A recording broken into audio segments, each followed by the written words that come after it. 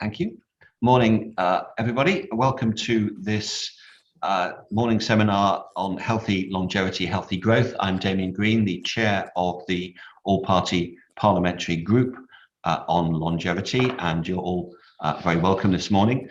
I don't want to spend too long on the introduction because we have a cornucopia of speakers to come. Can we have, this is my chance to say next slide, please. Can we have the morning events in front of us? As you see, for this first session, we're going to be talking about levelling up health. And in particular, we'll start in a couple of minutes with a keynote speech from George Freeman, the Minister for, what's your title? Science, Research and Innovation, which is very good, plus a star panel.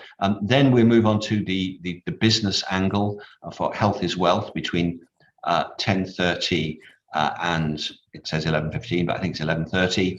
And then we have the impact in healthy longevity innovation, where Lord O'Shaughnessy, James O'Shaughnessy, will be launching the Open Life Data Framework report, which is one of the new pieces of work that we've been doing.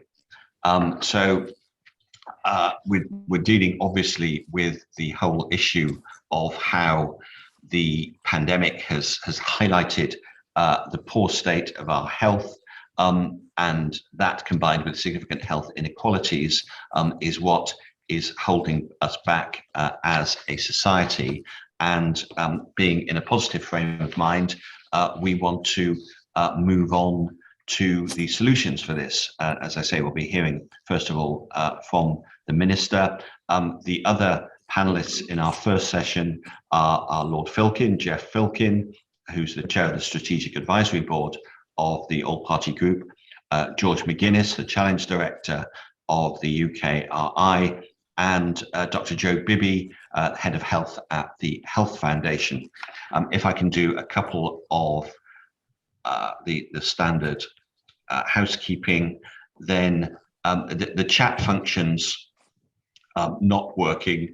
So if you want to submit a question, and we would urge you to do so, can you do so through the Q&A button on the screen, and actually put your question in that so that I can ask it to save time. So that's the way, because we want to make this as interactive as possible.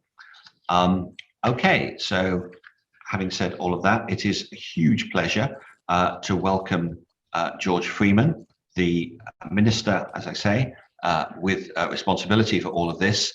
It is often the case that when governments are formed and created and reshuffled, that you get square pegs in round holes, and almost never have I seen a rounder peg in a rounder hole than George, who has a huge amount to bring to this job, and I'm delighted he's doing it. And of course, I'm delighted he's with us today. So George, over to you. Damien, thank you. And can I just start by thanking the APPG and Business for Health for pulling all of this together. And I'm conscious there's been some difficult media coverage around APPGs. And can I just go on record to say that in my experience, 11 years in Parliament and 15 years watching from the technology sector outside, actually good APPGs like this one play a really important role in bringing together sectoral leadership and thinking across party, taking tribal politics out of key issues that are not often well served by departmental silos or existing select committees. And I happen to think this one is a really important APPG for reasons that I'll try and set out now. But I wanted to join you today, even more after the coverage yesterday, to signal that I think you're doing really important work. Just for those who don't know me, following that kind introduction, just to disclose my prejudices so you know where I'm coming from. Elected in 2010 after a 15-year career financing mainly healthcare companies, but some clean tech and agri-tech, so mainly in the biomedicine space. And then in 11 years in Parliament, I've been pushing the same message to every Prime Minister as they come and go, that if we really want to tackle the structural deficit that really sits at the heart of the crisis in the public finances, bedeviling successive governments, health is the big one. It now takes up over a third of all government expenditure. And we are pouring ever larger sums of money into a pretty old-fashioned model of healthcare administration. Centralized, top-down, run from London, designed in 1947. We all love the NHS, but in the end, the real challenge isn't worshipping the machine, it's modernizing our healthcare system so that every pound we put into it is helping to drive both health, healthier population, healthier families, which is linked to net zero, of course, but also driving a modern economy. And I want to just start by making the point that health and wealth, or health and prosperity, are fundamentally linked. We will never build a modern, prosperous economy with an old-fashioned healthcare system. And so in the first 5 years in the coalition, I was pushing that argument hard and managed to persuade the then coalition that we should set up a strategy, long-term strategy for that. It was called the life science strategy, which rather meant that it got seen as being principally about pharmaceuticals and pricing. But actually what I was trying to do was to insist that if we have a properly joined up healthcare innovation economy, the health system would be making itself more conducive to be a test bed for the digital technologies, the smart diagnostics, the home monitoring technologies that are vital to build a really modern and healthy economy and society. So that instead of spending the majority of the money on hospitalization and late stage disease treatment, we use our integrated health system to make the UK a test bed for the technologies of tomorrow that can mean doctors don't have to see everyone for 7 minutes. They can see some people online for 3 minutes, and patients they need to look in the eye for 15. And we can drive that shift left to a smarter system where we're putting fewer people into hospital and fewer people onto expensive drugs because we're diagnosing and treating smarter. If we did that, we'd not only improve the productivity and efficiency of our health system, we'd also crucially make the UK a really attractive test bed for global investment in those health technologies. And actually we could get a discount on drugs as well, because we'd be the best place to come and test your drugs. And actually, take it from me, I used to be in the drug discovery business. What companies want most of all, no one comes to Britain for the price. What they really want to come here for is to work out which patients, which genomic profile, which phenotypic and genotypic data sets indicate patient groups that are the best ones to work with in designing your drugs and your treatments. That's where we have the key strategic opportunity. So that was what the life science strategy was really about. And then in my second job in government at DFT, the Prime Minister asked me to shake up DFT to drive decarbonisation. I thought it had nothing to do with healthcare, but guess what? It turns out that actually, if we want to drive decarbonisation in our transport system, if we want to deliver net zero, it's 80% the same things we need to do to build a healthy population. We need to walk a bit more. We need to get out of cars. We need to get away from the heavily over-dependence on congestion and car commuting, that kind of gridlock Britain, congesting and pumping out particulates into our children's lungs every morning, and everybody sitting in cars relying on garage sandwiches. That model of daily growth is hugely unhealthy, as well as being bad for net zero. So my first point really is that I think the big challenge here is for the government to take this opportunity, which I'm delighted the Prime Minister has made such an ambition, to integrate healthier and cleaner growth, and to make the pandemic and this moment where we emerge from pandemic and pre that the Brexit gridlock, and pre that I would argue actually it's a whole piece, the economic crash of 2008-9, the austerity, the crisis in the public finances. I would put all these together as a burning platform, which is what the Prime Minister has done, and say this is a moment for us to embrace a different model of growth, healthier and cleaner growth, more sustainable growth, fairer growth, instead of a rather over-centralized model of city-led vertical trickle down with not enough trickle down and too many people left driving long distances to try and get to the opportunities. So there's a central vision here at the heart of the government's programme, which I think this group is speaking to. I wanted to flag two really huge opportunities that I think this country has in this context of trying to tackle the opportunity to really create a new economy, because that's what the Chancellor and the Prime Minister are talking about, an economy that's much more geared around science, technology, innovation, sustainable longer term growth instead of boom and bust cycles of quite fickle consumer confidence in housing and retail and consumer and city, and the post-pandemic opportunity of taking the pandemic as a wake-up call for a healthier model of growth and a more resilient model of growth. And I think what we're seeing is something very, very exciting that goes across from the individual to the global. At individual level, I'm sure all of us on this call and all of us who represent constituents know that a lot of people in this country are wanting to make this a moment to take their health more seriously. More and more people walking more and more people getting Fitbits, more and more people conscious of their diet, more and more businesses I know in my constituency wanting to have people working from home, commuting less, not never going to the office, but having a healthier workplace. More and more companies have just realized through the pandemic the real cost of disease and the real value of health, the health of their workforces, the health of their supply chains. Industry sectors are looking at how net zero can also be a catalyst for healthier growth. How in reducing their carbon footprint, their commuting numbers, their number of people driving in individual cars might also make their workforce healthier and happier.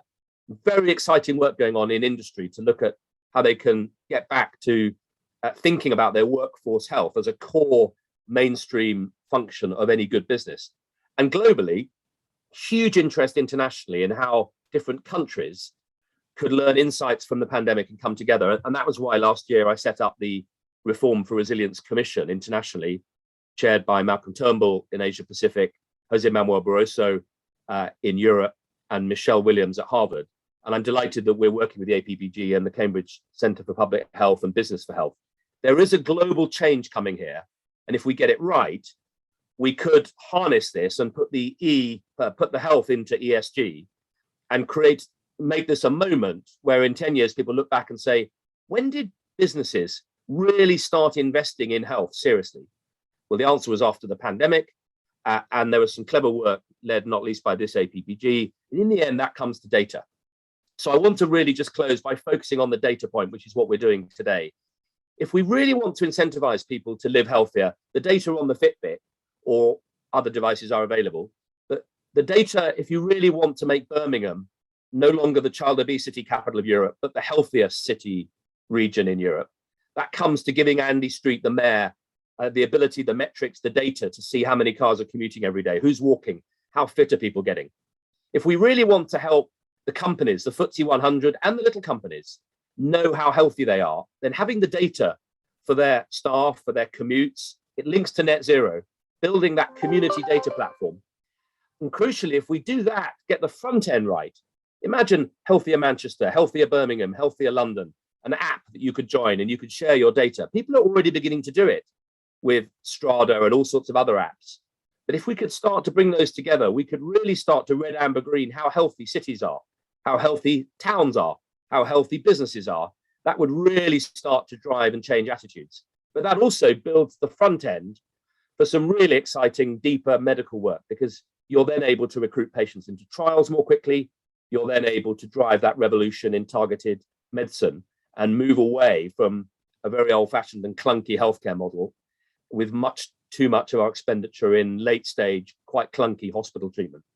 So in the end, I think that data piece is the key. And that's why this work you're doing and this report today is so key. I honestly think, having been the first Minister for Digital Health, when, believe it or not, there was no portfolio in Department of Health and now Social Care for digital. It was fragmented. Everybody had bits of it. That's how non-digital the thinking was 7 or 8 years ago. And I can tell you, it's quite a challenge being the minister for trying to digitalize a very analog system that's still running on paper and cardboard. Whilst there are really important initiatives from top down, I'm actually much more optimistic that the digitalization of healthcare is going to come from the bottom up. It'll come from families, towns, cities, communities, companies, building this network of digitally connected healthcare and creating those data metrics that can help us provide the real baseline that the ESG community could get behind. If we could show ESG investors this project will dramatically improve the healthcare of this city, it'll significantly reduce child obesity in West Midlands or in Glasgow, you then make it possible for investors in that community to pile in. There is a wall of money out there to invest into population and place-based healthcare. What we need to do is give them the metrics, the mechanisms, the vehicles to do it. And in the end, that's about data. I'll stop there, Damien, because we're going to unpack so much of this today. And I'm sorry I can't be with you all day, but I'm following closely. And while I'm not the minister anymore for digital health, I'm working very closely with Saeed Kamal, who's the minister at DH in charge of life sciences and digital health. And I'm his sponsoring minister, if you like, at Bayes, where we're looking, and I run the Office for Life Science there with him, and looking to push digitalization, clinical trials and population health really hard as part of the life science vision that we set out in the summer. So from our side, we're pushing hard, and all power to your elbow in pushing that grassroots, bottom-up, business, family and community-based approach to healthier populations and healthier growth.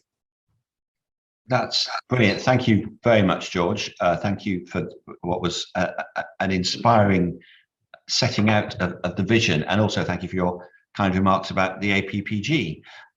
If I can detain you with a couple of questions. The first one of which, in picking up basically on the last point you were making about the importance of data and so on, to clear away one of the potential problems, some of the people who are skeptical about this are frightened basically of if I am collecting and giving my health data to someone and it's then being used by the private sector as though that's in some way evil. But you get the point. There's a whole sort of privacy angle about what might be our most personal data.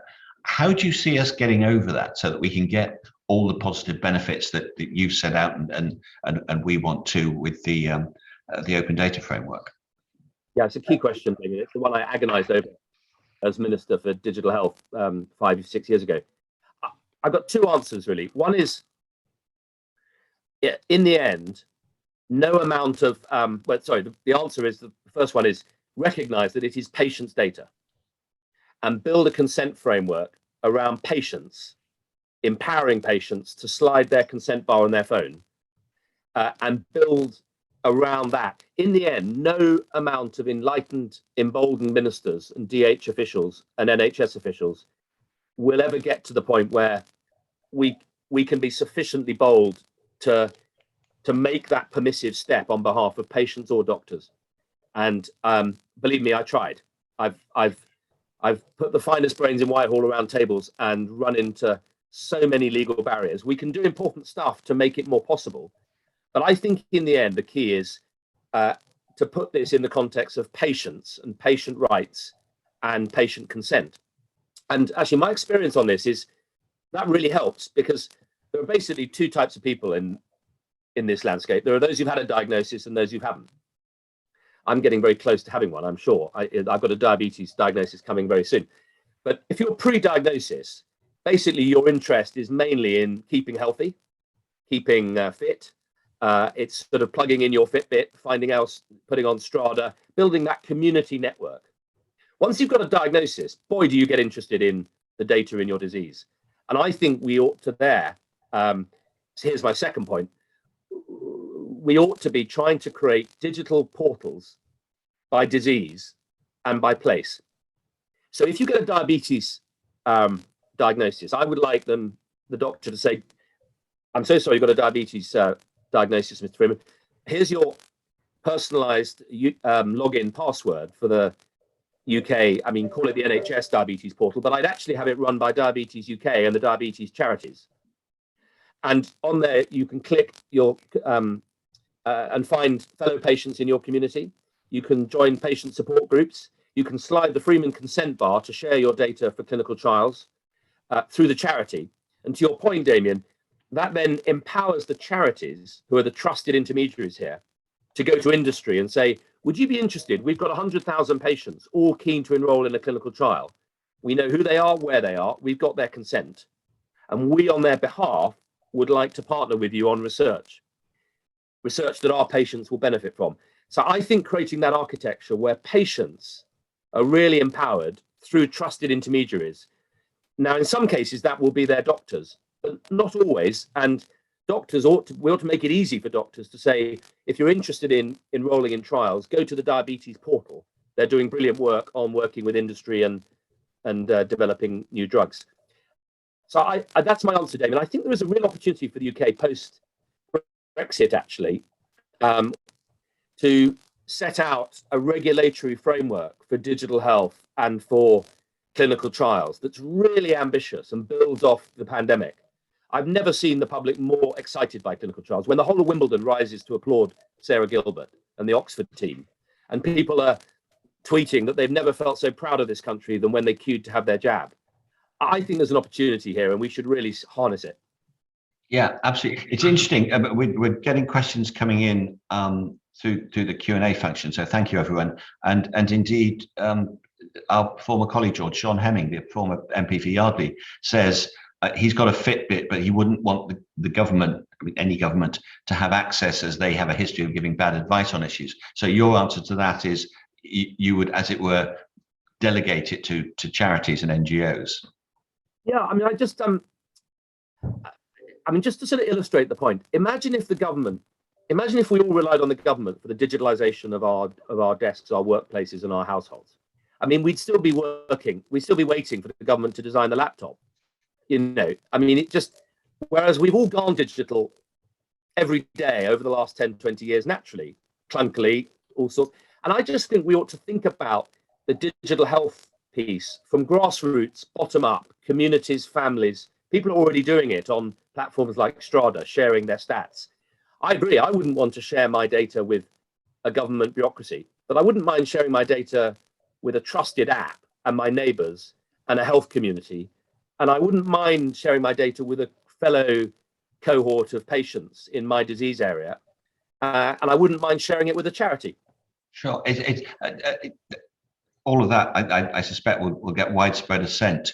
A sort of quite sharp question that somebody anonymous has put in, saying all of this has been clear for years, obvious for years, and indeed, as you make the point, you were appointed 6 years ago to this job, but progress seems painfully slow. I mean, do you think can we be optimistic that we'll get better progress in the future?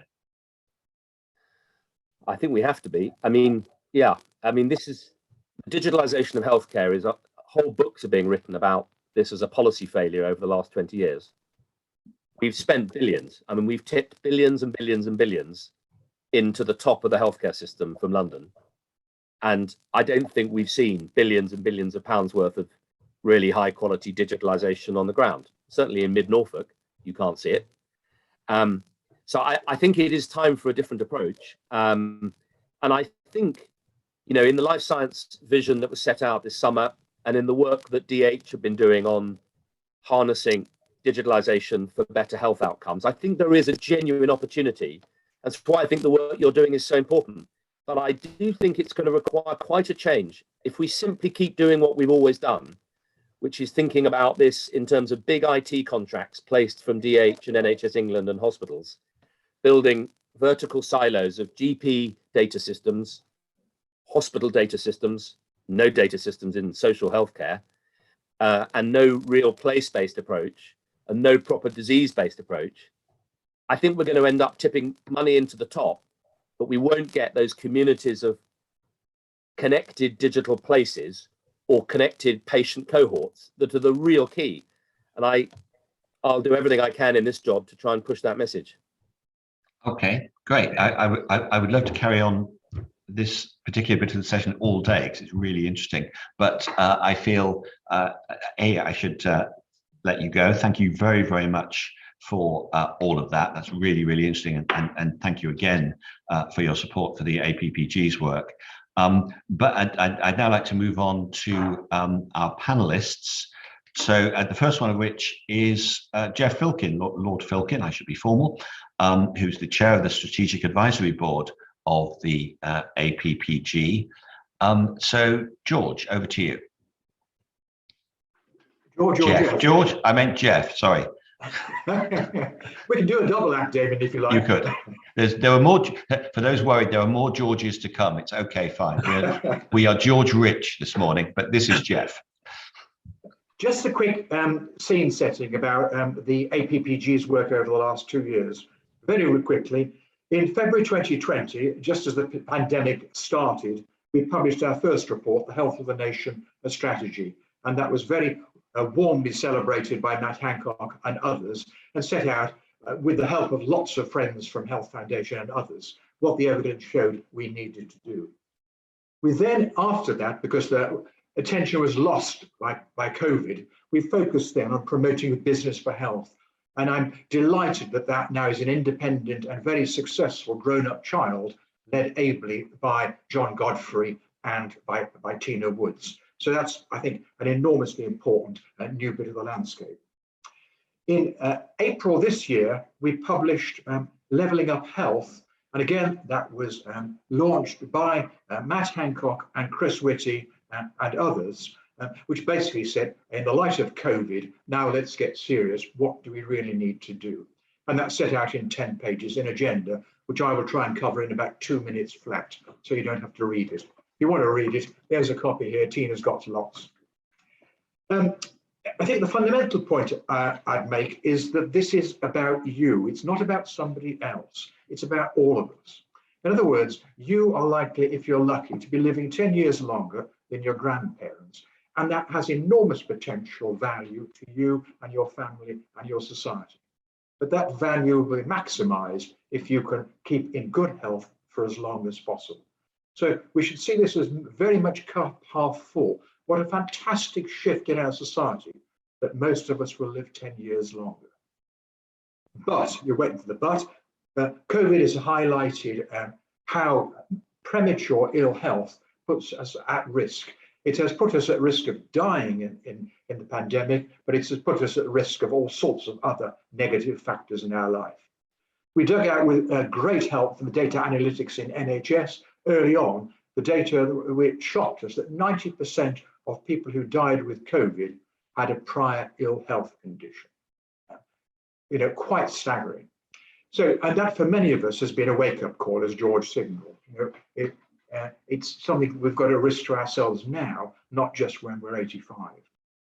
The third fundamental point is this incredible social divide in our society. By and large, if you live in Kensington or even Pimlico, where I am, your chances of living, statistically, of living in good health for longer are very good. If you live 10 miles east, it's very, very different. So it's absolutely central to a levelling up agenda. If you're living in the most deprived areas, you have ill health 20 years earlier, your risk of COVID or other illnesses is much greater, and you fall out of the labour market much earlier. So there's an enormous constellation of factors that damage your health and your contribution, which is why it's not just a feel-good, do-good health agenda, it's a fundamental economic and fiscal agenda as well. So that's the scene. The key point, though, is this is a great opportunity. Many of us now have woken up with the fact that health matters. It is much more up the political agenda, and we're beginning to realise that health isn't just the NHS, which is unfortunately one of the great, almost ideological challenges we face. So the central point about the opportunity is we're all motivated by this recognition of the need for change. We've got the new Office for Health Improvement formed with, I think, as Sajid Javid said, a dream leadership team of the CMO and some very good director generals there, and 1,000 staff all brought together now to lead that forward. But the first point is that there's an enormous amount they're going to have to do, and we've already got lots of governmental targets: improve healthy life expectancy by 5 years by 2035, smoke-free England by 2030, half child obesity by 2030. We're pretty thick on very worthy targets. We are not very thick on realistic plans to actually make those happen. So now is the moment to say, let's get real and be serious about making this happen. And that's what I want to talk about in the last 2.5 seconds I've got left of my introductory speech. We clearly need leadership from government, and we need leadership across government. And so one of the first challenges of OHID is how to mobilize other government departments to see it's their agenda, not just Department of Health's agenda. Helped by it becoming a cabinet subcommittee introduced by the Prime Minister itself. But you've got to do much, much more than that to mobilize other government departments, as George knows and Damien knows. How do you make them see it's their agenda rather than departments of health? Next, we're seeing enormously positive signs that business itself recognises it's their responsibility as well. John and team have done great initial work. I think one of their greatest things is the partnership with the CBI, and the CBI making health one of their 6 top priorities for building back better. What a fantastic movement to now get the leadership of business in our community saying health is fundamental. We look forward to working closely with them over the next few years and maximising each other's impact because it's fundamental. It's wider than that. Charities, I think there's we've got fantastic health and disease charities in this country. The question I'd pose to them is, what is it you can do individually and collectively, which goes beyond your good work of finding problems to actually driving solutions and supporting the movement for change that OHID and others are trying to lead. So I think there's things that only charities can do, and we need to identify what those are and see how that could be brought about to make it happen. The same is true of local government. It's got to be led much of this locally, and local government, I know Chris Whitty thinks that a partnership between central government and local government is pretty fundamental to make this happen, because there has to be a very strong focus on place, on the places where health is worst, which are pretty shocking in our society. So the challenge for OHID is, how do you then form that partnership between the centre and the locality to actually drive this forward? What do they need in terms of affirmation and support and expertise and resources? The same is true about NHS. NHS has largely ignored primary prevention for the last 40 years, and yet we know there's an enormous amount of scope for improvement. Progress has been made. Look at smoking, CHD and stroke, all great success stories, but there's so much more the NHS itself can do, not just on secondary and tertiary promotion and prevention, but also in primary. So articulating that over the next year will be fundamentally important. So as you can sense, I'm saying it's multifaceted, and it requires all of society to come together to actually drive this forward. There are a number of key challenges that we might touch on as well, but Damien, am I out of time, or shall we move on to the next speaker at this point? Maybe we'll come back to the challenges in the Q&A if we can, Jeff. Because maybe end on a positive note, fantastic opportunity, but it's all our agendas. It's not just Sajid Javi or Chris Whitty's agenda. It's my fundamental position. Brilliant. Thanks, David. Over to you. Thank you very much, Jeff. And let's move straight on to our next panelist, who is George McGuinness, the Challenge Director at UKRI, and a great supporter who's done great work with the APPG, for which many thanks. But over to you, George. Damien, you're very kind. So UKRI, UK Research and Innovation. I thought I'd start just by sort of highlighting a piece of research that was published earlier this year by Andrew Scott, the economist and co-founder of Longevity Week, along with colleagues around the world. And it was published in Nature Aging. And they found that improving healthy life expectancy is not just a moral imperative, it makes economic sense too. To the tune, and they put some numbers on this, of effectively trillions of pounds for each extra year. Now, their work was based on the US, and it was $37 trillion for each extra year. If you convert that to a smaller population of different health, I still think we're in something that's pretty amazing. But to get there, we're going to need lots of innovation, and the investment in the work that I do in the Healthy Aging Challenge made a start. But I have to say, it's a particularly tough environment for innovators, particularly if your target is leveling up. But there is some good news. Our experience so far is that innovation doesn't always have to trickle down from early adopter cohorts that are able to pay. Of the investment in businesses that we've made over the last 2 years, well over half of the total is specifically focused on servicing lower income groups. And that's before we've completed our awards to social enterprises. And that involves some great work by innovators from industries that you'd expect, like sports and leisure, care, even digital, as George has sort of mentioned earlier, but also some that you might not have expected, like financial services and utilities, both of which are actually working on housing and housing quality, improving housing quality. And they're not just playing to a social responsibility agenda, although adding the health into ESG would be really good. They are showing that this can make real business sense. But our research this year on scaling up social ventures did find that while there's a lot of talk, health and social care funders have been really slow to flash the cash and really invest in prevention. Now, the health and care reforms on the table for England are really exciting. And I would say that there are similar moves right across the UK. And I think for innovators to succeed, they need more than good words about investment in prevention. And that means backing initiatives. Sorry, something just went funny with my Zoom, but I think I'm still on there. But I think that means backing initiatives like social prescribing with the sort of money that pays for prescription medicines. And of course, the elephant in the room, which we've mentioned, COVID-19, has also shown the desperate need to find better models of social care.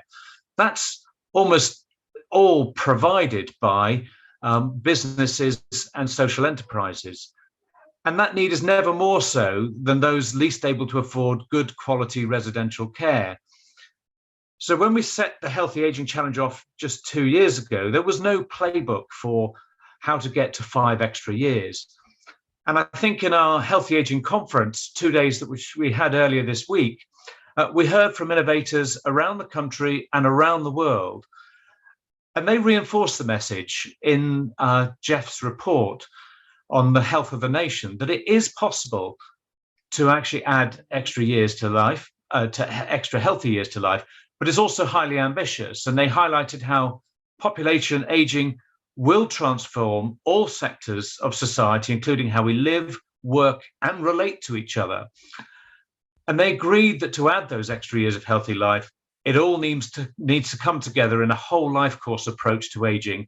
And that requires a whole of government and whole of society effort. So really echoing what George Freeman was saying earlier. So I think we've made some early steps. It's time that we tried to demonstrate that it's possible to harness innovation and make a difference to a whole population in a measurable sort of way. And that could mean investing in the development of place-based innovation clusters to bring together research needed to show what works, and we still don't know everything about that. The local leadership and commitment to drive the whole of government, whole of society effort that's needed. And I think what George Freeman said again about the digital thing, about the bottom up, it's going to be the local leadership more than the top down national leadership that will actually deliver real change on the ground. And the energy of businesses, large and small, including social ventures, to offer the solutions that people really want. And we need to do this in a combined population that offers the scale to attract the investment needed to make the most of what is a global opportunity. And I think the Levelling Up Health report really puts on the agenda a population of really significant scale that should interest inward investment to actually bring that innovation to life. So it's a tough ask, Damien, but I think the evidence is showing it is worthwhile. Thank you very much, and indeed it is, and it's sort of, yeah, as you say, it's tough, but it's absolutely essential. It seems to me. Anyway, thank you very much for that, and let's move on to our final panelist in this session, Joe Bibby, the head of health at the Health Foundation, which again is a partner who it's terrific to work with because obviously they have huge authority in this field. So, Joe, over to you. Great, thank you very much. So last week I learned a new word. The word was apophasis. And apophasis means describing something by what it's not. And it struck me that this word captured one of the challenges we have when we're thinking about creating a healthy society. And that's because when people are asked what good health means to them, they generally describe it by what it's not. They describe it in terms of not being ill. And similarly, when people are asked how can we create a healthy society, most people's minds turn to the NHS and healthcare. Again, that's thinking about health through a lens of illness, which it isn't, rather than what it is. And so at the Health Foundation, we like to think about health in terms of what it actually is. And we think of it as being the state of being that means that you can take an active role in society, whether that's in work, in family life, civic life, and so on. And we also focus on what we can do to keep people healthy in the first place, not just what's needed when they become ill. And so, as others have kind of described, this is why it becomes really evident that we need to be thinking about the role that all sectors can play in creating a healthy nation. We know from the evidence that the biggest determinants of whether someone has a long and healthy life are factors such as their income, the quality of the jobs they do, their housing, their food environment, which actually I think we kind of really need to focus on and is a really critical factor at the moment, and their physical surroundings. So as soon as you start to look at health in these terms, I think it becomes apparent of the role different parts of society have to play. We traditionally looked at central government to kind of improve our society, quite rightly. And they do have critical roles around providing education and training to support people into good jobs, to provide the safety net for people who can't work or on low incomes. And, when they become ill, the NHS, and they can invest in infrastructure and regulate and more. I think we also need to be paying a lot of attention now, and particularly in the levelling up agenda, the role that local government has to play and the funding also that they need to do this. And we know that local government funding has fallen sharply over the last decade. Local government can work with communities, they know them best, they know what's needed, and they can create the conditions where they can flourish, design places to live that promote physical activity, have clean air, connect people to services and amenities. So that their role is critical. But the third one, and I think this is possibly one of the few positives coming out of the pandemic, is the recognition by business and investors of the role that they can play in creating health, and they can do that through creating good quality jobs, by which I mean well-paid jobs, good working conditions. But they can produce products that support healthy choices in terms of our food system and our leisure activities and other aspects of our lives, how we travel. And they can share their assets with to support wider communities. And this is something that has been really well described by the work that Tina Woods and John Godfrey are doing at Business for Health. But you might say, well, okay, why? Why does business need to step into this space? Is this really necessary? And our answer at Health Foundation would be yes, and yes for three reasons. Firstly, that the UK lags behind measures of life expectancy and healthy life expectancy when you compare us globally. So the UK is ranked around 25th globally in terms of life expectancy, which hardly kind of speaks to the global Britain sort of rhetoric that we hear. As Jeff has said, within the UK, there are large gaps in terms of how long people can expect to live, a 7.7-year difference between the richest and poorest areas across England. And when you look at the gap in terms of how long people can expect to live in good health, it widens to 20 years for women in England between the richest and poorest.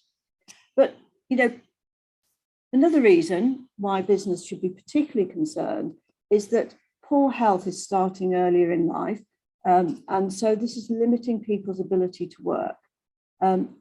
We know that 15% of councils across England have over a fifth of their working age population with a work limiting health condition or impairment. So that's a significant part of the population who are limited in their ability to contribute, take up jobs. And with the employment gap that we have at the moment, this becomes increasingly critical. And to give a sense of how this varies, in Hartlepool, 21% of the working age population have a work limiting condition compared to 10% in Wokingham. So again, this speaks to the levelling up agenda. If we don't put improving health in our sights of the levelling up agenda, poor health will act as a brake on the economic recovery that we all want to see. So to finish, I think it's really encouraging the recognition that we're seeing of the role that businesses can play in improving health. And I think with concerted action, we can start to close the health gap nationally and globally. So thank you. Thanks very much, Jo. And I couldn't agree more about health being an absolutely essential part, almost a prerequisite of the wider levelling up agenda. And thanks to all our panelists. We have questions coming in. So let me move on to them. Nick Parle was the first one. Do the panel agree that occupational health is a key part of the business and health agenda? He says he was very pleased to see the government response to Health is Everyone's Business in July 2021. And he says a key aspect is to establish a Centre for Work and Health to advise government, which UKRI and others support. So maybe George, do you want to take that first? So, and I would say the answer is sort of yes and the and is that we think that work in later life is a really important source of not just economic well-being, but a sense of purpose and social connections. And health is the major reason why people fall out of work, either their own health or falling out to care for other people whose health has declined. So we think that not only should we think about health in the working environment, and in another context, we've just been running an innovation competition. I'm a judge with the International Longevity Centre on Work for Tomorrow, and really thinking about how we engineered out activity and healthy lifestyles from the way that we work. So how can we get some of that back in?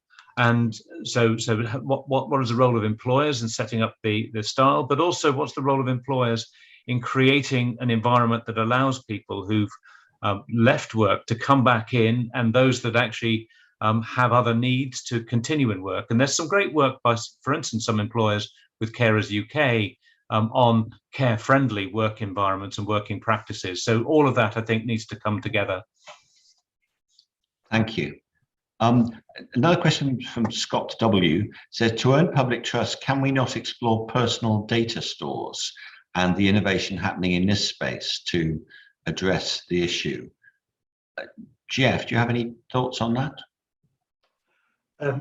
I think that I'm largely ignorant on that, Damien, so I'm not going to busk that much. So I don't know whether Tina's online, because Tina could probably give a much better answer than I will. Okay, well, maybe we'll come back to that in a future session, unless George or Joe, do you have any views on personal data stores? Joe is saying no firmly. Not specifically, but what I would say is that the real value comes from being able to share and compare. So how it's stored may be one part of the solution, but unless it can actually join an ecosystem where you can learn about what your data really means, it actually is a largely sort of standalone, not very useful sort of set of data for population health purposes. Okay, thank you.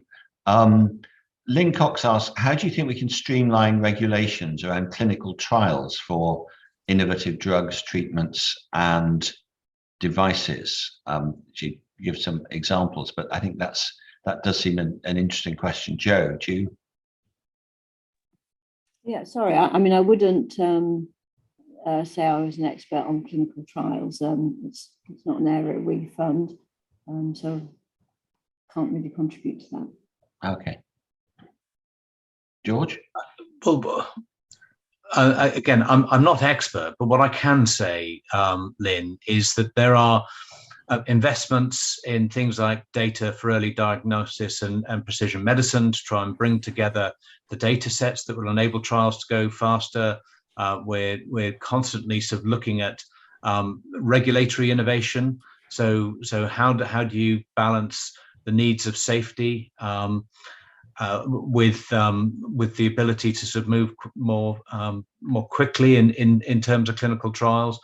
And I think the experience over the last 2 years of the research that's been done, pretty much, from a starting gun to actually use the infrastructure that's in the NHS and move very quickly, shows that more can be done and has been done to show the way. So I know this is a work in progress. I also know that I'm not expert enough to sort of to give you a sort of an immediate glimmer of hope, but it is definitely on the agenda. And apparently, I understand it's very much on George Freeman's agenda as well. So I think it will be addressed by government.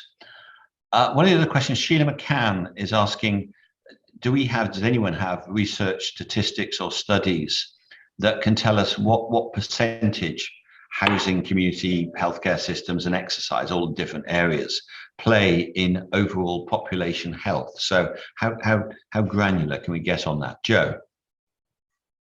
Yeah, so I think people have made various estimates of this, and I can put in the chat or in the Q&A some links to work that's been done both in the US by the Robert Wood Johnson Foundation, who produce a set of health rankings where they look at the sort of percentage that is contributions made by different factors and then use that to create an index. In the UK, though, we also have the ONS Health Index that was published last year, which has 3 domains that they look at: healthy people, healthy lives, and healthy places. And they have different indicators in there and sort of weight them to create an overall health index. So I think this is an area where people have looked at it. I think, what I would say, though, is one of these things that, it's a very hard question to answer precisely. And also different things have different bearings on us at different points in our lives. So, as children, the sort of things that are really important in the first 1,000 days are going to be different from what we know is important when you're a young adult or when you're sort of reaching middle age. So I think you have to kind of hold these things quite loosely. But I think there generally seems to be a consensus that when you look at the population's health, about 20% of it sits with how good your healthcare system is, and 80% of it is everything else that goes on in your society. Jeff? I think it's a very good question, because it basically is one of the challenges that when we know that so many factors affect our health, and the evidence for that is very strong indeed, as Joe knows, and the work they've done with Michael Marmot. For practical politicians, they're trying to say, where should we focus to actually get most impact, say in 10 years? And governments have to make those decisions because, for obvious reasons of resource constraints. And therefore, what we said in Levelling Up Health was a proper analytic of what matters most in terms of primary prevention, for example. What do we know would make most difference to that, and what looks practical and cost effective? And trying to look at those 3 factors to try to identify a priority agenda. And we set out for debate in Levelling Up Health a priority agenda, which I think both Matt Hancock and Chris Whitty were very supportive of. But I would expect that to be a very early question that the Office for Health Improvement will be addressing. Clearly, we want to make progress on everything, but you have to focus on what is going to make most impact in 10 years to get political attention and to get the resources behind it. Thanks, Jeff. So moving on to another question. Actually, I think I'll give the panelists a rest because I'll answer this one unless they've got something to say about public toilets. And Claire Delmar asks, an obvious but very unsexy contributor to public health is the availability of public toilets, which has declined significantly in the UK in the last 10 years. This contributes to health inequalities as older folks and those with health conditions are unable to fully partake in their local community. How can this basic but elusive challenge be tackled by government and business? And as I say, I suspect the panelists would blanch, but for my constituency, I have some experience of this because there were a big set of local, public toilets closed in the town centre for all the reasons local government closes them. They were vandalised, they're expensive to keep up. They were a haven for unsavoury activities and so on. And so they've set up a scheme whereby basically local shops put a sticker on their window saying, you can use our toilet, basically straightforwardly. And this was introduced about a year ago. And from the fact that I haven't had a single email of complaint about it, as the MP for Ashford, I think Ashford has the solution to the public toilets problem. So I hope that reassures you, Claire, it can be done. And indeed, if it's not happening in other places, then frankly, it should. We've got about 5 minutes left. So let me ask a sort of general question. One of the things we haven't covered in this session is the role of food and the national food strategy in contributing to levelling up health. So let me start with Jeff and then maybe Joe. Well, the National Food Strategy, Volume 1 and Volume 2, enormously important potential. And clearly we're waiting to see how government responds to that. Let me just focus on one thing. The work that was set out by Henry in there on the importance of businesses moving to get rid of unhealthy additives and unhealthy marketing from food supply. For me, that is an incredibly important focus. Now, what we know from business is that they aren't going to do it unilaterally. Voluntary reformulation in a highly competitive market evidently does not work. And yet privately, many of these CEOs of major retailers will admit they've got to do more about child health and not being the cause of the problem and will be the solution. And we know the answer. The answer was shown by the sugar levy, which basically said if you continue to add excess amounts of sugar as a producer and retailer, you'll pay a premium. Surprise, surprise, they stopped adding excess amount of sugar. We cut nearly 30% of sugar out of sugar drinks in a very rapid period with no pain to business and no public opposition. So we know the mechanism. What I hope will happen will be a discussion with us, CBI, this is going to be a private discussion, so don't listen, hopefully Office for Health Improvement and a few big retailers to say, come on now, don't you need to start making clear to government that whilst you don't want regulation, you would support the need for some form of incentive to reformulate food. For me, it's an incredibly important opportunity to make that shift. Thank you, Jeff. Joe. Yeah, I mean, I think it's absolutely right to raise the question of food. I think it was really interesting and encouraging hearing what George Freeman was talking about in terms of supporting more physical activity. But in the end, you know, it's kind of calories in and calories out. And if we don't do more to really understand things that are driving poor diets in this country, and some of it is the need to reformulate, and some of it is to have a more affordable, healthy food system and to ensure that people actually have the money in their pocket to be able to buy that food. So I think, you know, we can't ignore that. You know, there's a risk that we focus too much on the physical activity and not enough on the food one. Yeah, so critical. Okay, thank you. We have reached the end of our time for the first session. So can I once again thank George Freeman, the Minister, for setting us off so well, and in particular our three panelists, George McGuinness, Lord Filkin and Joe Bibby, for getting the morning off to such a good start. And thank you also for all the questioners. And I'm sorry we couldn't get to all of them, but that's often a good sign.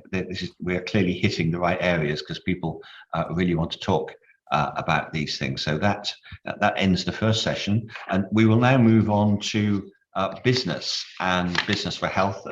Some of the questions we've already had are about that. So I will now hand over to Tina Woods. Thank you so much, Damien. I hope everyone can hear me. Thank you so much, Damien, for a fantastic first session. So I just wanted to come in now and essentially, and we're absolutely bang on time, which is fantastic, to start our second session on the role of business and making this explicit connection between health and wealth that, of course, the Minister had mentioned earlier in the first session. So I will hand over to John Godfrey. So John Godfrey and I, we have, together with our many partners, would like to talk about the work of business for health. And so, John, I'm going to hand over to you. I know you're chairing the next session, and thank you very much. So John is the Corporate Affairs Director for Legal and General, and of course is also the Chair for Business for Health. So over to you, John. Thank you very much, Tina, and what a fantastic first session that was. I'll just do a small piece of scene setting before we start, because we have a fantastic panel assembled to have this next part part of the day's debate. Business for Health was grown out of the all-party parliamentary group on longevity, and the brief history of it is that the APPG was looking at the drivers of healthy life expectancy and the drivers of inequalities in healthy life expectancy, and we realized that the impact of business was enormous in this space, and so we thought we'd better put together an organization that focused specifically on that. So Business for Health was created. It's a non-profit CIC, and we have a number of large corporate members. We have a much bigger number of supporters, which include smaller businesses, trade bodies, NGOs, civil society, and so on. And we have a pretty stellar cast of academics who are helping us in what we're doing. And the driver really is that absolutely health is wealth. And for business to do well, it needs to align more closely to a health agenda. The pandemic proved sort of beyond doubt that health is wealth. The economy completely gummed up when the population had to lock down and when the population took that hit from COVID. And the economy is still bumpy as we recover from COVID, as we emerge from that. We've got, for example, a skills shortage that is closely connected to health.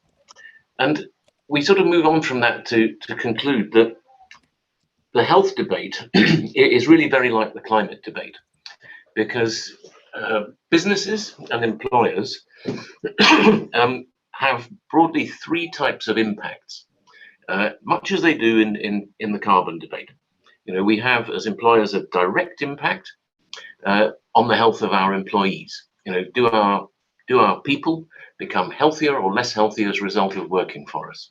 And that then shades into the cost of absences, the cost of lower productivity, and indeed the awful cost of having to lose people from the workforce, sometimes in their early 50s, because of health conditions. And Joe made that point very strongly about Hartlepool earlier on. So we have that direct impact, scope one, as it were. We have then a broader impact, which is on the customers and the users of our goods and services. You know, do we make them healthier or less healthier as a result of what we do? And you know, different businesses do different things in that space, but we don't measure it very well. And one of the reasons we don't measure it very well is because the externality costs of this are picked up by the taxpayer, not by the business. You know, businesses are very conscious about health and safety, but really only about the safety part of that. You know, we don't have to think deeply about the health impacts of what we do. Now, I think government and policymakers and consumers are waking up to this, and government and regulators can place particular barriers in front of business. They can do it through regulation, making products and services harder to sell. They can do it through taxation, and there are now more sugar taxes in the world than carbon taxes, and they work. They can do it also, consumers can do it also by class action and litigation. And we have to be quite careful as businesses that what we are doing in our daily activities is not stoking up a big risk for the future and a big cost for the future. If we take an egregious example of this, we can look at the opioid epidemic in the US. Now, huge class actions going on in that space, and the purveyors of those drugs are basically being forced into bankruptcy. So we don't want, as businesses, to find our activities becoming what in the carbon debate are known as stranded assets, because we need to modify and adapt what we do in order to transform and sustain our businesses for the future. The third piece where we have an impact is in the broader societal space, and that is really hard to measure. But we can see it, for example, in the types of housing we provide, the types of pollution we produce, the types of impacts that we have on people's diet, and so on. Are we causing damage, or are we doing good? And do we need to change? Yes, we do. Now, how do we make that change? The first thing to do, and this is a lesson again from the carbon debate, is we have to have really good metrics. to do this, because what gets measured gets done, and what gets measured can be used by shareholders like ourselves to put pressure on businesses to change, and then to help them change and go on that transformational journey. We saw last year Share Action, which is a very effective pressure group, forced some changes through Tesco with the threat of a resolution at their AGM. We will see, I suspect, much more of that type of thing, which can drive reformulation. Because when you join up health outputs and the cost of capital or the share price, then you start to see action. So the first big project for Business for Health will be to create a metrics framework. And it's not that we want to call people out and name and shame them sort of gratuitously, but it's that we want to give tools to businesses by which they can measure themselves and track their progress on that improving road. This is how you get them to work together in the way that Jeff suggested. So that's a brief overview of what we're trying to do. We've got a fantastic panel this morning. Romina Borini from the OECD, OECD is helping us on this journey. They're thinking deeply about this, and I know Romina has been deeply connected with the debate and a deep thinker in this space. She can tell us a bit about the international perspective on this. We've got Jordan Cummings from the CBI, and it was mentioned already how fantastic it is that the CBI has explicitly recognized the connection between the economy and health. And Tony Danker has put that right at the top of the agenda. They're partnering with us at Business for Health. And we have Mary Bright from Phoenix, who has been very closely engaged with the whole issue of the aging workforce. And this is becoming more and more important as we see skills shortages in the path out of COVID. So I think, Tina, what I'll do is I'll leave it there, give plenty of time for us all to get into a debate about this. And I think, first of all, probably, let's invite Romina to give us a bit of a sense of where the OECD's thinking is on this.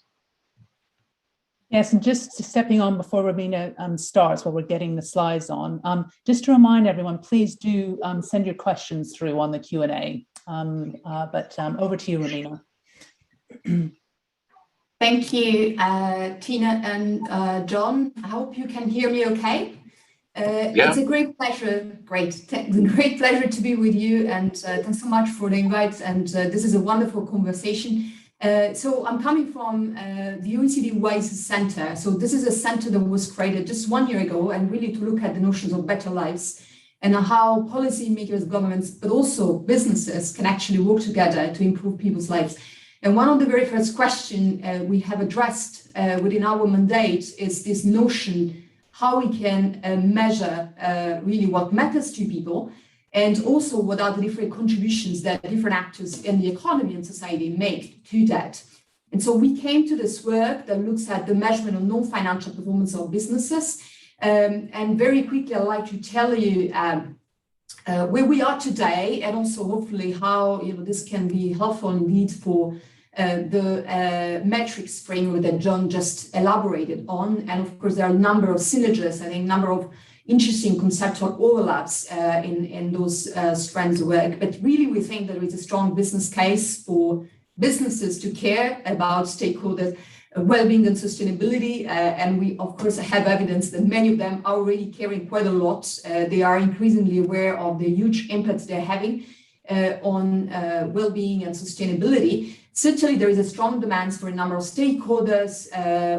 Of course, in the previous sessions, you talk a lot about sort of consumers or people, of course, the employees, and more generally speaking, I would say the workers that surround companies, and of course, suppliers and community. There are also intrinsic reasons to make a positive contribution to society. Interestingly, today you see new companies being created, or even within existing companies, new business solutions being put forward, actually, just to generate positive inputs. And of course, this is connected, to the fact that metrics of performance, generally speaking, are there to provide accountability to shareholders and investors. But the increasing trend we are seeing, within OECD countries, but also beyond, is that shareholders and investors actually are increasingly paying attention not just to the financial performance of companies, but also to the non-financial performance of companies. And so overall, there is an increasing realization that what is good for society and the planet is also good for the firm, and therefore really it does necessitate a change and adaptation of business models to increase long-term value creation. The issue of this is that if you start looking at what has been done in the recent perhaps 15 years or so, a number of organizations, companies, many really scholars, of course, have worked on the issues how we should measure those things, and so what are the best metrics, what are the methodologies. And the problem is, so huge progress has been done, and I think we all should pay a huge tribute to that. We should all be encouraged, I would say, by those massive trends. And at the same time, of course, as usual, when the field is just emerging and very sort of early stage, we see that there is still a little bit of confusion there. And therefore, because we have a proliferation and a fragmentation of frameworks and metrics and tools, that means that the market is not operating optimally yet. And therefore, there may be risk actually that some of the very good intentions that are out there, do not actually turn into effective change of business models.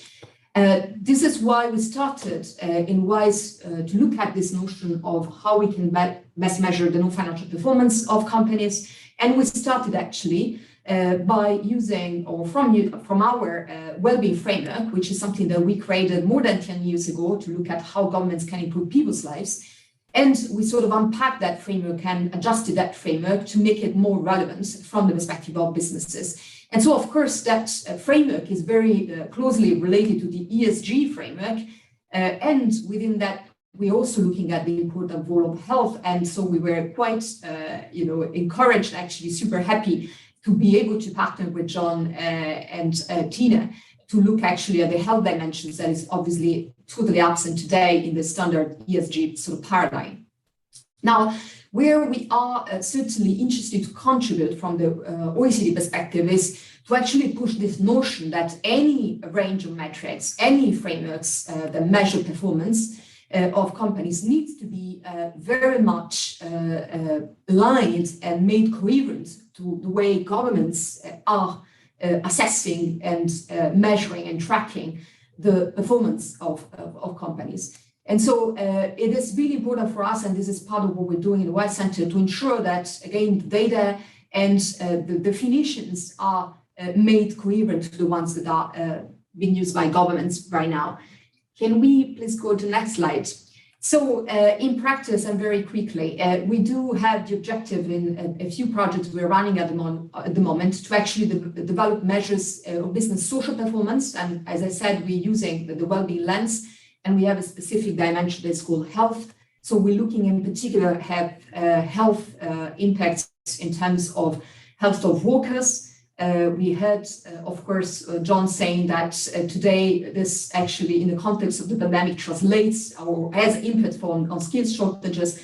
But of course, there are many other dimensions of that. We know, for instance, that the quality of working environment is hugely important from a physical and a mental health perspective. And of course, this is also important in the hand for productivity of workers. But certainly businesses have a strong role to play to influence the health of their workers. But of course, it's also about affecting the health of consumers. And again, there was in the previous session a mention of food as being one of the obvious, I would say, channels for companies to influence consumers. But of course, there are many others, way to influence consumers, and essentially all the goods and products you can imagine may have an influence on people's well-being. And finally, as I mentioned on suppliers, there again, there is a link, and we are exploring that in our well-being framework for businesses. We are at the same time, and I'll conclude with that, of course, joining forces and partnering with a number of important initiatives and organizations that at the moment are really all trying to sort of move the needle on impact management and measurement. And they're all, I think, trying sort of to, or let's say, struggling with this notion that many are active in this field. And so we all feel that we should converge and try to work towards greater harmonizations of concepts, at the very least interoperability, because we understand that the metrics are many, the needs actually to measure are many, and so we can't obviously just make it all collapse in one indicator, one index, or one tool. We need many, but the whole question is how they actually can be brought together, how they can speak to each other in a meaningful way. And this is the main objective of the impact management platform that in fact we're launching this week together with 16 other global standard setters. And so you have the details of the events, and we of course are looking forward to see you all joining this if you can.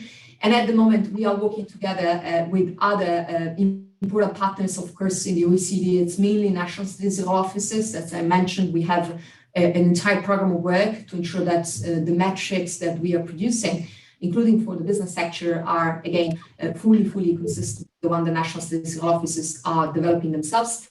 And we are partnering with a number of business coalitions. We hope that, of course, this will be the start of our partnership with Business for Health, but we are working also with other business-led coalition. And of course, we are also feeding into important work that is done by multilateral forums such as G7. There is currently an impact task force which has been run under the leadership of the UK presidency of the G7, and the report that is going to be published just in a few weeks from now. So I'll leave it here. Thanks. Thank you very much, Romina. You are a super valuable partner at OECD for Business for Health, and we really appreciate it.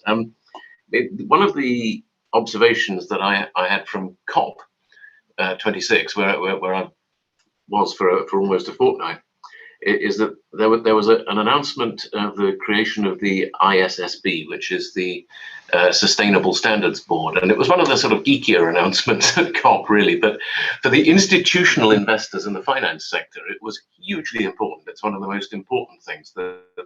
That just underscores, if we're going to deliver money to public benefit, if you like, to drive progress, it has to be accurately measured and assessed. So your work on this is fantastic. The other point about ESG becoming ESHG, I think, is also very important, because in ESG investing, investors understand now the E pretty well. The G for governance is also pretty well understood, because it's mainly a series of binary decisions. The S for social piece is much harder to get your hands around. And if we can call out health within that, or as a separate category of that, we can actually take much more action.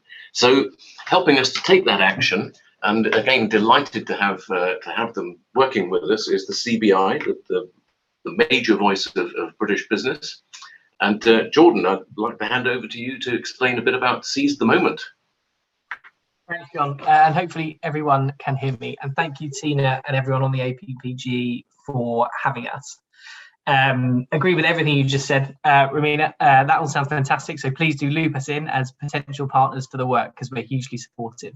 And John, the notes on ESG and bringing H more closely into that reporting framework, but also bringing companies on a journey, especially in the SME end, that they should take this seriously, is going to be a real big challenge for the next few years. So we're looking forward to working with you on that too. The big question the CBI gets at the moment is, why does a big business organization need to be weighing into health? Which is a fair question, I think, and a fair question from society and members. For us, it's about the kind of opportunity in this space, but also there's a real economic rooting as to why we want to talk about it. So in June this year, the CBI launched a kind of 6-pillar strategy for the economy we want to see built by 2030, but with some real kind of near-term KPIs for kind of 24, 25.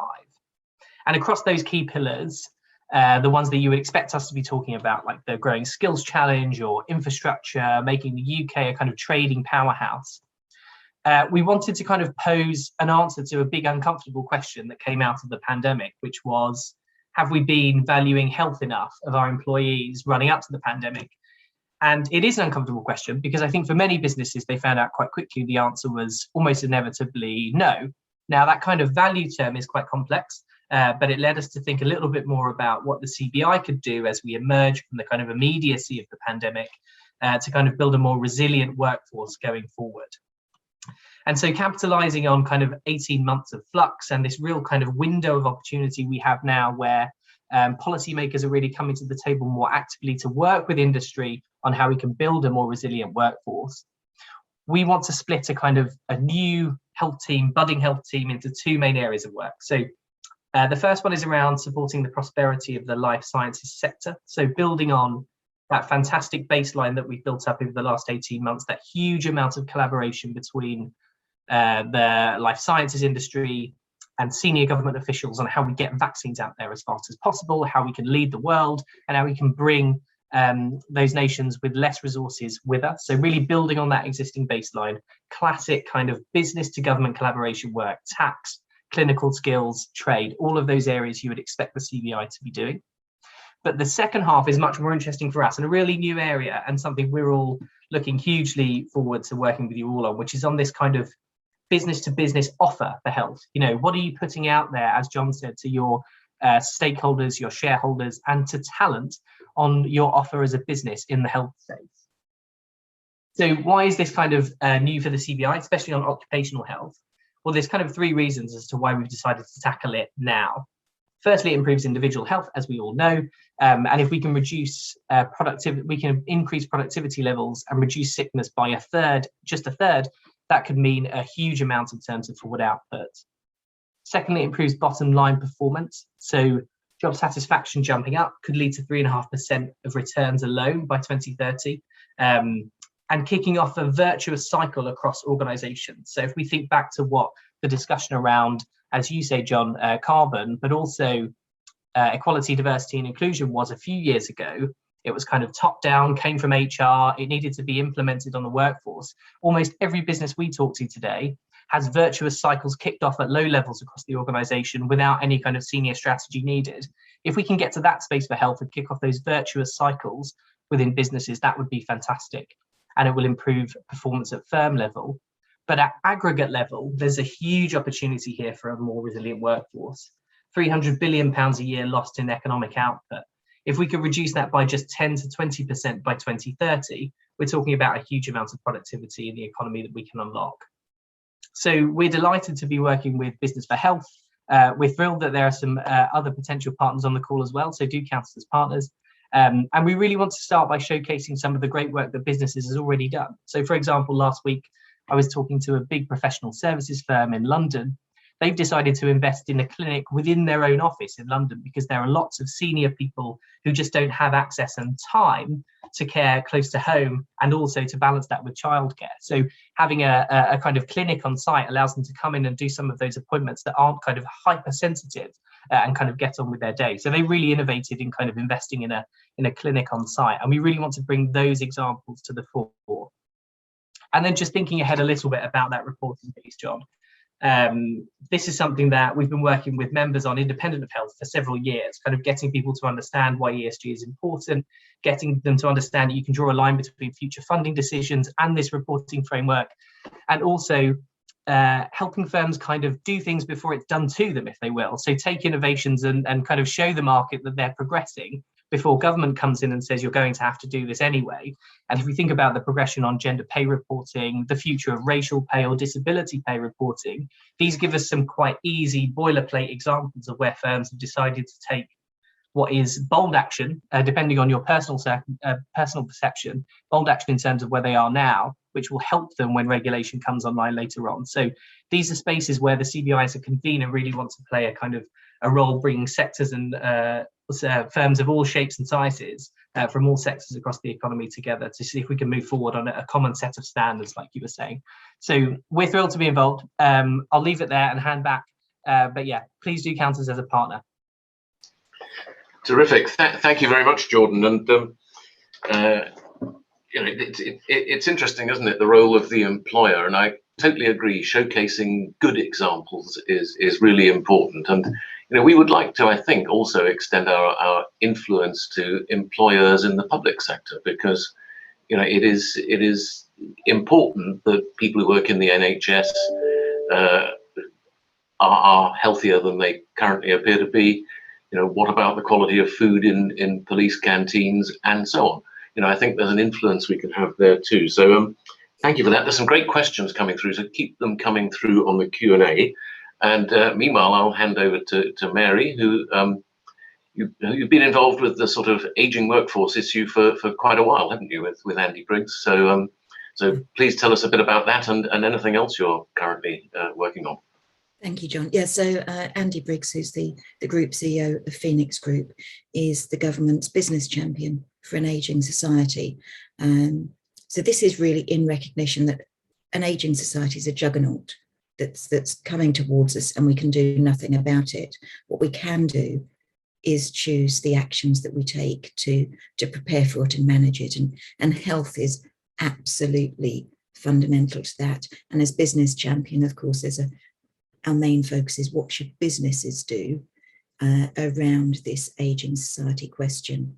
And my role within that is as age special advisor to Andy, but also within Phoenix Group, I head up our wider social affairs group, which is squarely looking at that S of ESG. So I'm platting in age and social affairs and health into one thing, which is why I'm delighted to be involved with Business for Health. So thinking really about ageing society and work is how many of us are looking forward to a future when we can stop work and enjoy our retirement? But how many of us are looking forward to ill health when we retire? And actually, for too many people, we get to the end of our working life and we can't have that enjoyment because of ill health. We fail to enjoy those benefits and to reap the rewards. And that's not okay. We shouldn't work for 50 years and then fall over. And there should be a healthy, long life that can be enjoyed. And age and health, ill health, are not inevitably linked, as Joe was talking about earlier. And we know, don't we, that there are things that we could and should do individually to improve our health, eating better rather than the chocolate I ate last night, and exercising more rather than sitting on the sofa in the evening, but also working, because actually good work is good for us. And that is something that is much less spoken about. And of course, business has an absolutely crucial role to play in enabling good work that enables good health and more wealth to be accumulated, because we know that wealth and health are inextricably linked. So it's back to this work, wealth, health triangle that businesses can really enable. But as employers, that means we need to adapt, because we are used to focusing on the funnel being filled by younger people and haven't adjusted to this age juggernaut that is changing everything. It means we need to adapt our practices, we need to challenge our assumptions, and we need to optimize the real opportunities that a more experienced workforce can offer and a multi-generational workforce can offer. Put simply, 30% of the skills and talent in the UK are in those over 50. So if a business is not embracing the business opportunity that 30% offer, they're missing out on that talent. And we have 5 generations at work as well. So think about the diversity of thought that 5 generations can bring if we utilize all of those diverse views and skills. But we need good work, and in a skills scarcity as we have at the moment, being an employer of choice is a real point of differentiation. So now we've got an economic need as well as a societal inevitable to making those changes as a business. So for me, it's a no-brainer, but that's not the case with everybody I speak to. So just 3 things. I've spoken about the benefits. I want to bust some myths just briefly, and then give a couple of very practical examples, and then I'll love to talk about it more. So in the myths, older people are not heterogeneous. if you say older people can or can't, it's like saying women like pink. And that really annoys me, whether you talk about me as an over 50 or me as a woman. So don't make assumptions about us. Use the facts. And so a few facts: over 50s are less likely to take a day off sick than under 50s. So that piece about over 50s being more expensive to employ because of ill health is wrong, if they have good work. Older workers can't keep up to date with technology.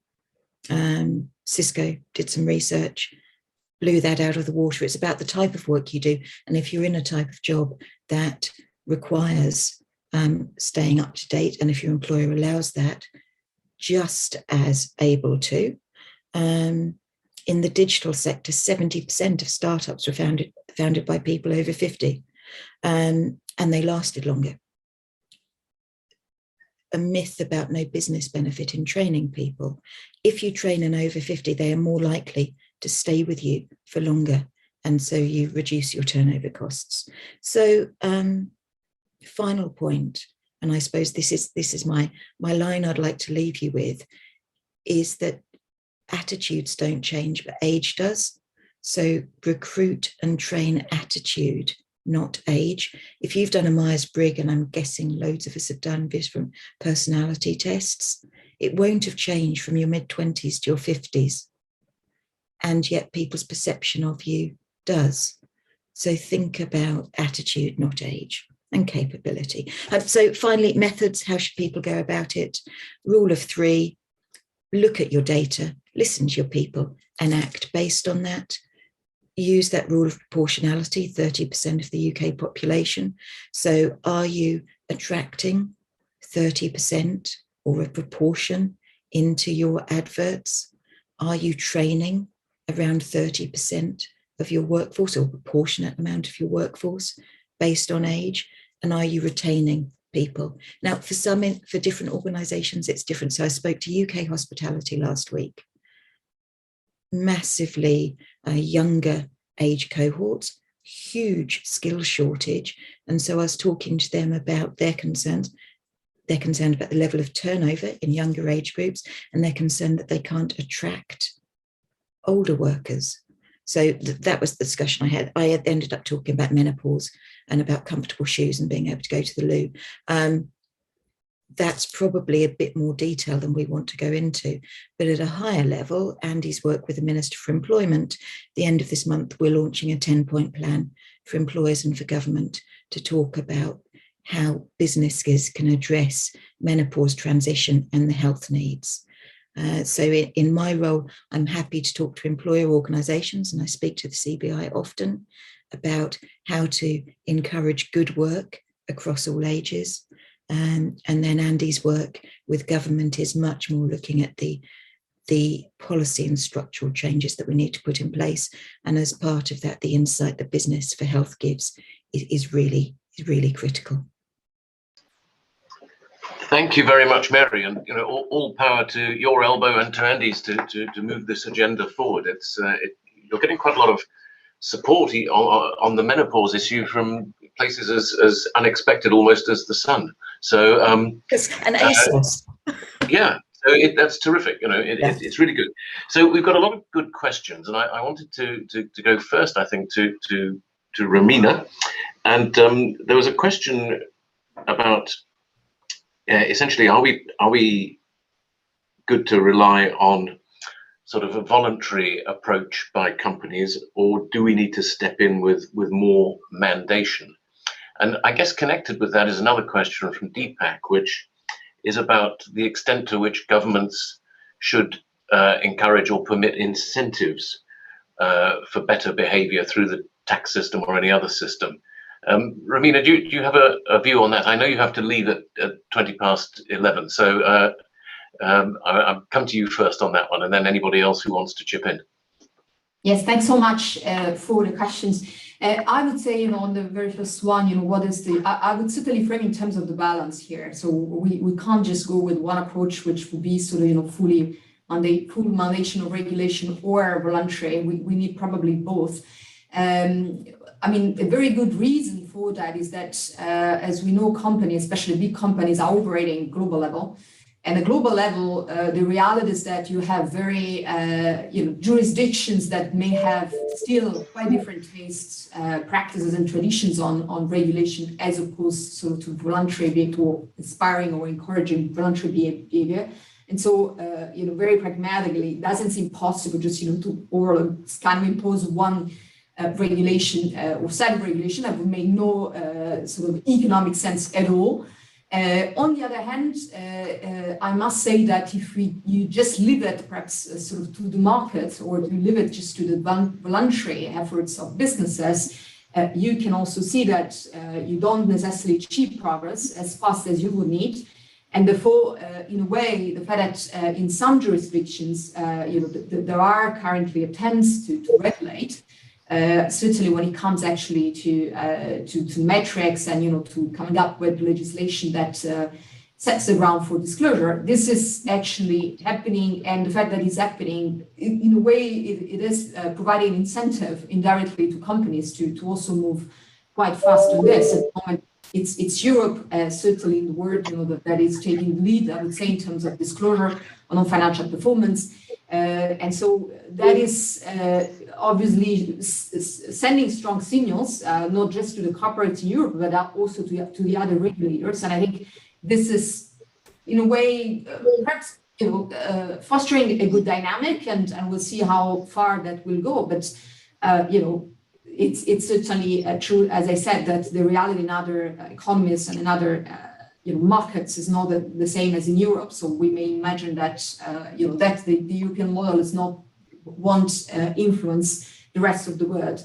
So I think it is really about understanding also how the voluntary tools can be used. And I'll conclude this sort of first answer by again recalling the impact management platform, because that was precisely created, in fact, to encourage the companies to adopt the tools. I mean, in fact, the platform is bringing together the existing tools. It's just really a sort of knowledge platform that is really sort of catalyzing the existing wealth of information on the metrics, on the methodologies, but not only, it's also just about the practices of how companies manage impacts, and that goes includes disclosure, but disclosure is the kind of endpoint of that big journey and big process that companies need to put in place. And so I think the IMP certainly example speaks about the necessity of creating again sort of strong quality process within companies that are not necessarily mandated by governments, and nevertheless are quite sort of fundamental. On the question of the incentives, of course, I would say that absolutely that is something that some countries are now looking into. For years, I would say the industrial policies of many OECD countries consisted of giving incentives, for instance, in terms of innovation, R&D, and that sort of things, which are still there. But I think more and more, obviously, those governments are also thinking in terms of providing incentives to sort of virtuous behaviors of companies, including in the health field. Of course, it's always a very tricky question, because companies may have a number of objectives, and governments also may have a number of objectives, and so they can't incentivize everything. There are priorities, I would say. So the sort of there is no sort of no straitjacket or no sort of unique approach. I mean, obviously, all governments are different in this respect, and so they really have to understand what are the right incentives. So I would say yes to this general question, but then what exact incentives and how to design them, this is obviously very much a country-specific context, sort of specific issue. Thank you very much. I guess that takes us quite neatly to another question from DJ, who says, to encourage companies, should there be a board member with specific responsibility for health? And I wondered, Jordan, is that something you come across in your investigations around this topic? Yeah, this is a good one, John, and it feels a lot like it's in that space of do this before someone will ask you to. There are quite a lot of our members who have moved just beyond prioritising this at board level, i.e. putting it on a board agenda and hoping people discuss it for a few hours and then moving away, to actually staffing, well, semi-staffing, you know, adding things to people's existing exec level roles to focus on it. There's a big disparity though, because there is a big jump between having someone who is responsible for reporting back versus someone who is just a champion of these things, who will do it among teams. So I think working out what that JD almost is for someone who would work on health and well-being at a board level is still quite murky. So there is a bit of a mix there. I think it was good that earlier on things like food were mentioned, because this is knotty. And I think if we are approaching this from an angle whereby people know that we need to eat healthier. I know I need to eat less dairy milk. It often won't stop me doing it, but I know I need to do it. There are natural lines between what employers want to say to their staff and what they eat and what they provide for them within the confines of their office building versus what they then eat when they go home. So I think these are quite knotty discussions, and we won't get to an easy answer pretty quickly. Whether or not that falls within the remit of an existing board member who already has 1,000 things on their desk is another conversation. But I think there should be definitely a more voluntary approach to staffing this at board level more actively, away from just being a champion. But I think we need to have a more open, honest discussion about what we're expecting businesses to be kind of demanding of staff when they leave the natural work setting. So I think if we can get those two things right, we're probably in a better space than we are right now, if that makes sense. Yeah. Super. Mary, I think you've got a hand up. I have indeed, although I failed to do the mute thing. I think this goes straight to why the H should be in ESG. So we need integrated thinking about all of these issues, and there's a risk of having a plethora of people with responsibilities. I think we need to incorporate it and think about a business's reputation, impact, future legacy, and wrap it up there.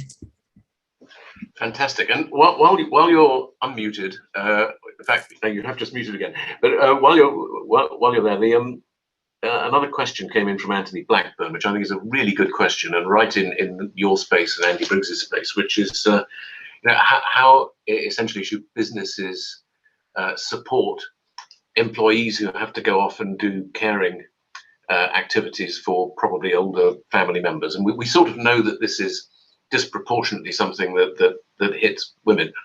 And I mean, what should companies be doing about it? Should we treat people who have caring responsibilities for their parents or family members in the same way that we provide childcare breaks and so on? Is it analogous?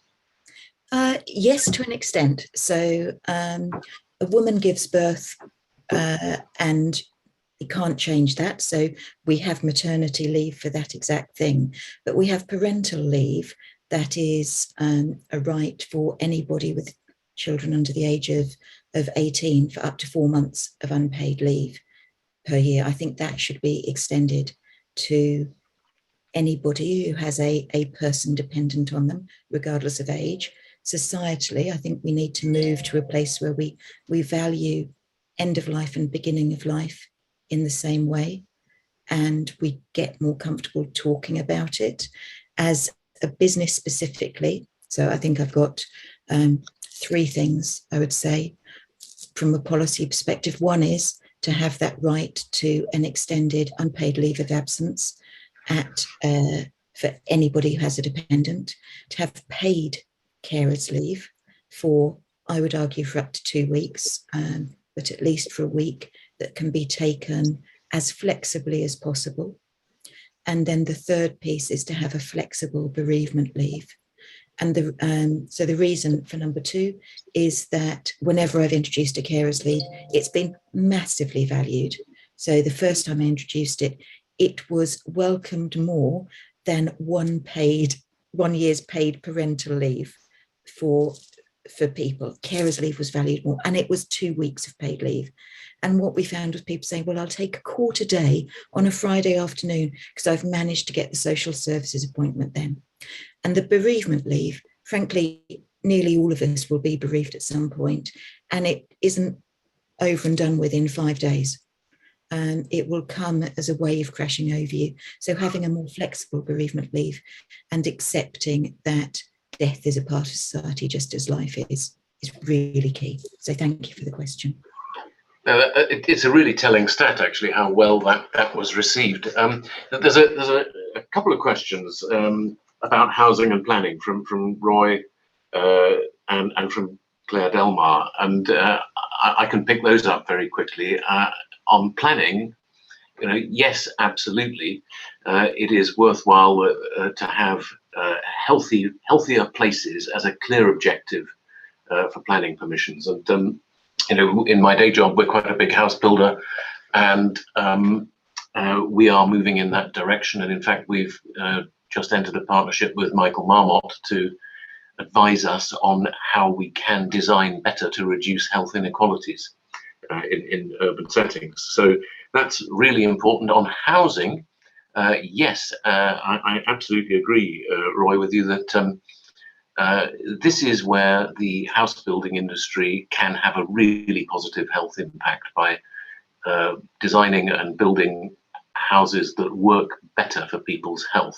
And that's partly about being warm enough, it's partly about being safer, the way that stairs are set out, and so on and so on. So it's really important. And every sector of the economy, of the business economy, will have different things they can do to improve health. We've talked a bit about food. This is housing. There is clearly an impact for energy providers and transport and so on.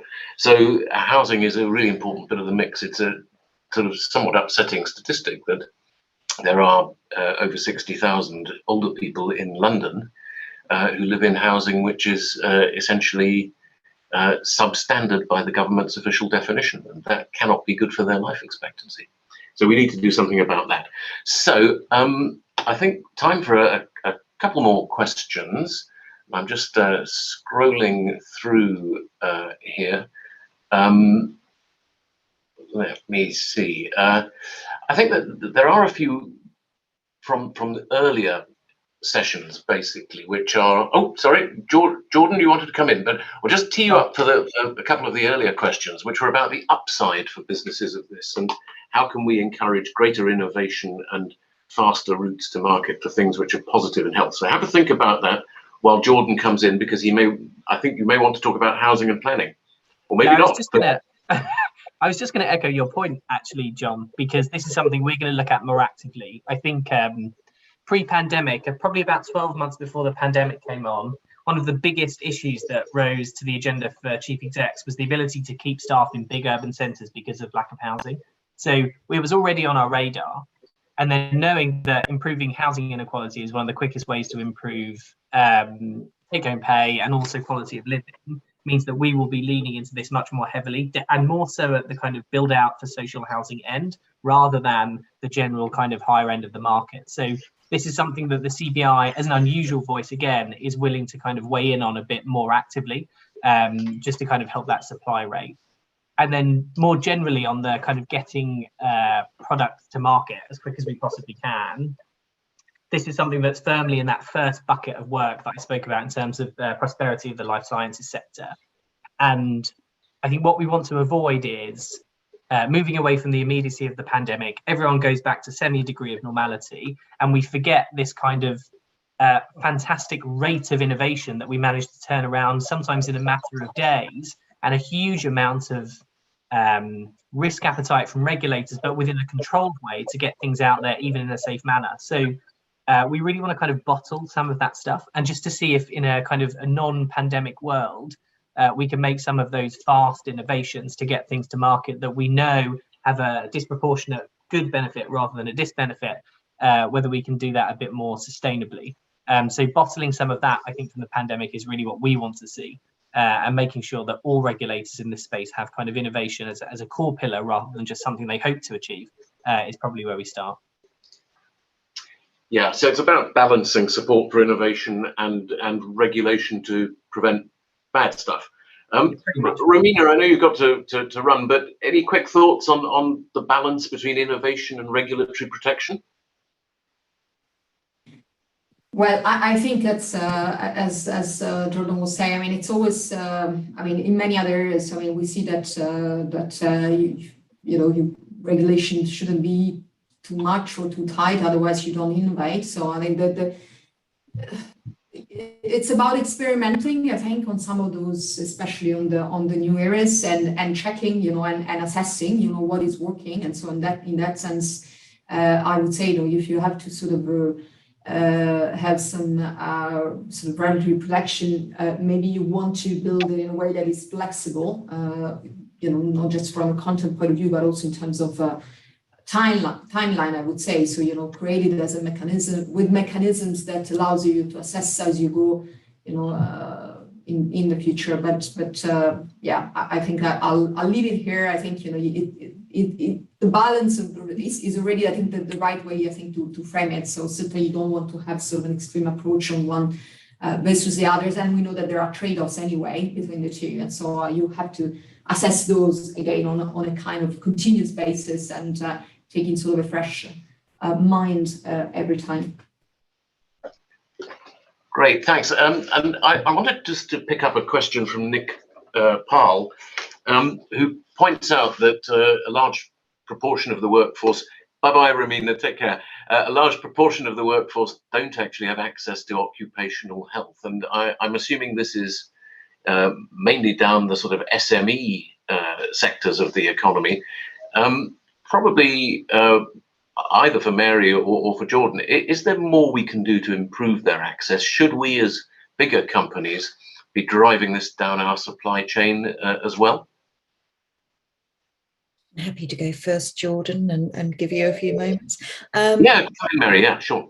Yeah, so I've been really impressed by Federation of Small Business and their attitude to really engaging in this subject.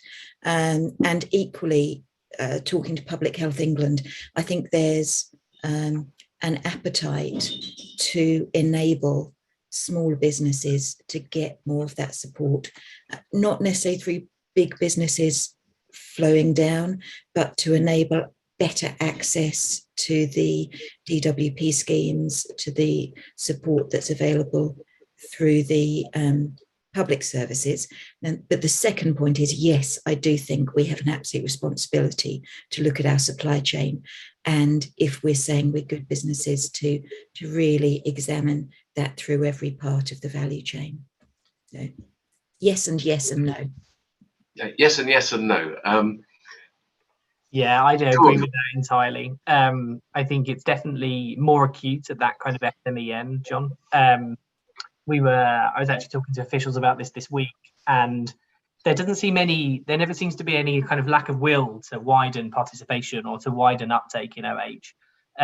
But there are often some kind of quite easy barriers that we can probably get over quite quickly. So whether that's finance or just awareness of the benefit, capacity to implement, these are all things that are naturally solvable issues that happen in business in lines of their business operations that they could kind of solve in the short term. So I don't think there's often no kind of mystical reason or barrier that people haven't taken it up. It's probably a mixture of quite novel things that just mean that people haven't. So a big part of our work next year will be trying to map some of those novel things just to see which ones we can tick off at pace. Because if it's kind of finance or capacity, then there are sometimes some quite easy solutions we can get in quite quickly to achieve that. So I think that's a big part of what we'll be doing next year. But really, it starts with the mapping of things that probably aren't that complicated to understand.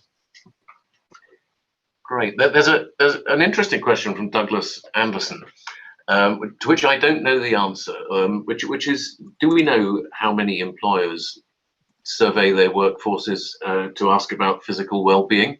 I mean, I suspect it's quite low, actually, because mental health has become much, much more prominent as an issue in the workplace, and people are making big efforts there. But I'm not sure the physical piece has really caught up yet. We probably need to drive harder on that. Does anybody have a view on use of surveys? Yeah, so I don't have the detailed answer, first of all.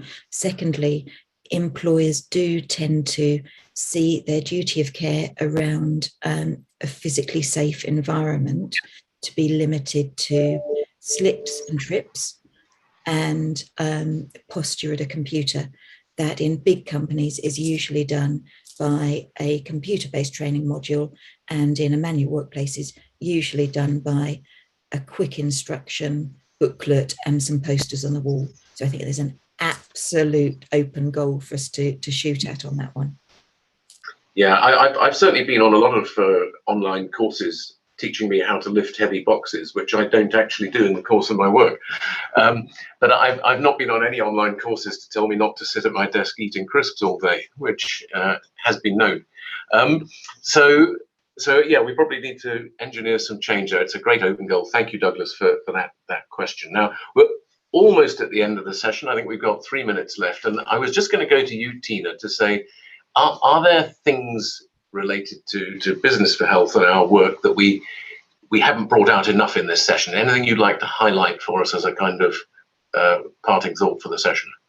Yeah, I mean, I think, you know, a lot of the questions were hugely relevant, obviously, to some of the planning that we're doing, obviously, ahead. We've got a very, very busy program since launching the report last month with the CBI. So we've talked quite a lot about, you know, workforce health and obviously the role of employers to help, you know, with employee health and well-being, and obviously carrying responsibilities, etc. And I think, you know, the big area that we're looking at, in addition to a lot of those questions, of course, are in products and services. We talked a little bit about food and nutrition in the earlier session, which of course is a massive area that we'll be looking at. And then, of course, you know, the wider piece around the role of business in communities and community resilience, which of course really links back to this point about the role of business in wider society. And so, so just, I guess, just as a very quick update, we're in the course of knitting together our full program, you know, that will kickstart next month and will roll out all of next year. And of course, you know, we are looking at those 3 pillars, John, that you spelled out in your opening up, you know, workforce health obviously being pillar 1, second one, products and services, and third pillar being the external, sort of wider communities and externalities piece. And so I think, you know, everyone on this call, many of you on this call are already involved. I would encourage anyone who would like to get involved to get involved, because this is a massive societal effort that we need to make here, you know, and the time is now. That's what was very helpful to team up with the CBI. Obviously, they recognize the moment is now. And of course, working with the Office for Health Improvement in Disparities is going to be crucial, and indeed working with local communities. So I think some of those questions, for example, from Roy, the planning question from Claire, these really speak to how so much effort is needed on the ground to really address issues, you know, that are really important for communities and for citizens. And I think when we come on to the next session, we'll be drilling down into that in terms of the data piece, which is really, really interesting. I know there's a question that hopefully we'll answer on personal data stores and try and make that connection. So yeah, so just a final, you know, so this is really about system change that we're talking about here, which is why it's so important to have this forum that we're all coming together. It's system change. It's that health and wealth. It's the long-term investment that needs to be, you know, this long-term, we're talking sort of, you know, 15, 20, 30 years. And this is why the business community has to get involved. It's not in any cycle of government, the NHS planning cycles, and it has to be with all of us. So I'll just stop there because I know we're coming up to time and need to hand over to the next session. But John, over to you to have closing words before I come on again. Thank you. Well, just very, very short closing words, which is we have all the questions. So if there are any we haven't answered, we can pick those up sort of offline, as it were. And please do reach out to Tina or to me if you want to get more closely involved in B4H. And I will simply say thank you very much to Mary, Jordan, and to Romina for helping us have such a productive panel session. And I will now hand back, Tina, I think, to Damien. Yes. No, you can come back to me and I will introduce the next session. But thank you so much, John. It's to you, right? Okay, fantastic. Thank you, everybody. Session. Thank you so much, and to all of you. I'm so pleased we're keeping to time, because normally that's a huge challenge with these things. And I'm so pleased we've got many questions. So keep getting those questions through. There's a couple of questions from Scott Watson, and I know Jerry from Cure and Care, that we're going to be answering in the next session. And we'll be doing our best to go through all of them. But I'd love, so here we are at the third session, and I'm really, really pleased to introduce you to Professor Nick Palmarini, who of course is the director of the National Innovation Center for Aging, who will be our chair for the next session. And this is our chance to also officially launch the Open Life Data Framework report. So Lord O'Shaughnessy will come on. He couldn't be here today. He sends his apologies, but he has filmed a video that essentially will take you and walk you through what we're hoping to achieve in our planning with the Open Life Data Framework. And then, of course, we have our other panelists, which I'll let Nick introduce. So over to you, Nick. Thank you. Thank you, Tina. I think it was a fantastic session so far. I was very envious of the previous background with some skis from the 70s, John. Something really, really nice. I don't have such a beautiful background as yours. Again, I think it's a very interesting point where we're just now heading, because our next session will be about impact and healthy longevity, innovation. And I think innovation is the key word. And the other key word is about open life. So I think we're literally at a point in which we understand that the need of collaborating between all of us, it's probably the way to move forward with all the opportunities and the threats that we will discuss in the next hour. I am Nick Palmarini. I am the director of the UK National Innovation Centre for Aging. We're based in Newcastle. It's an entity funded by the UK government and supported by Newcastle University.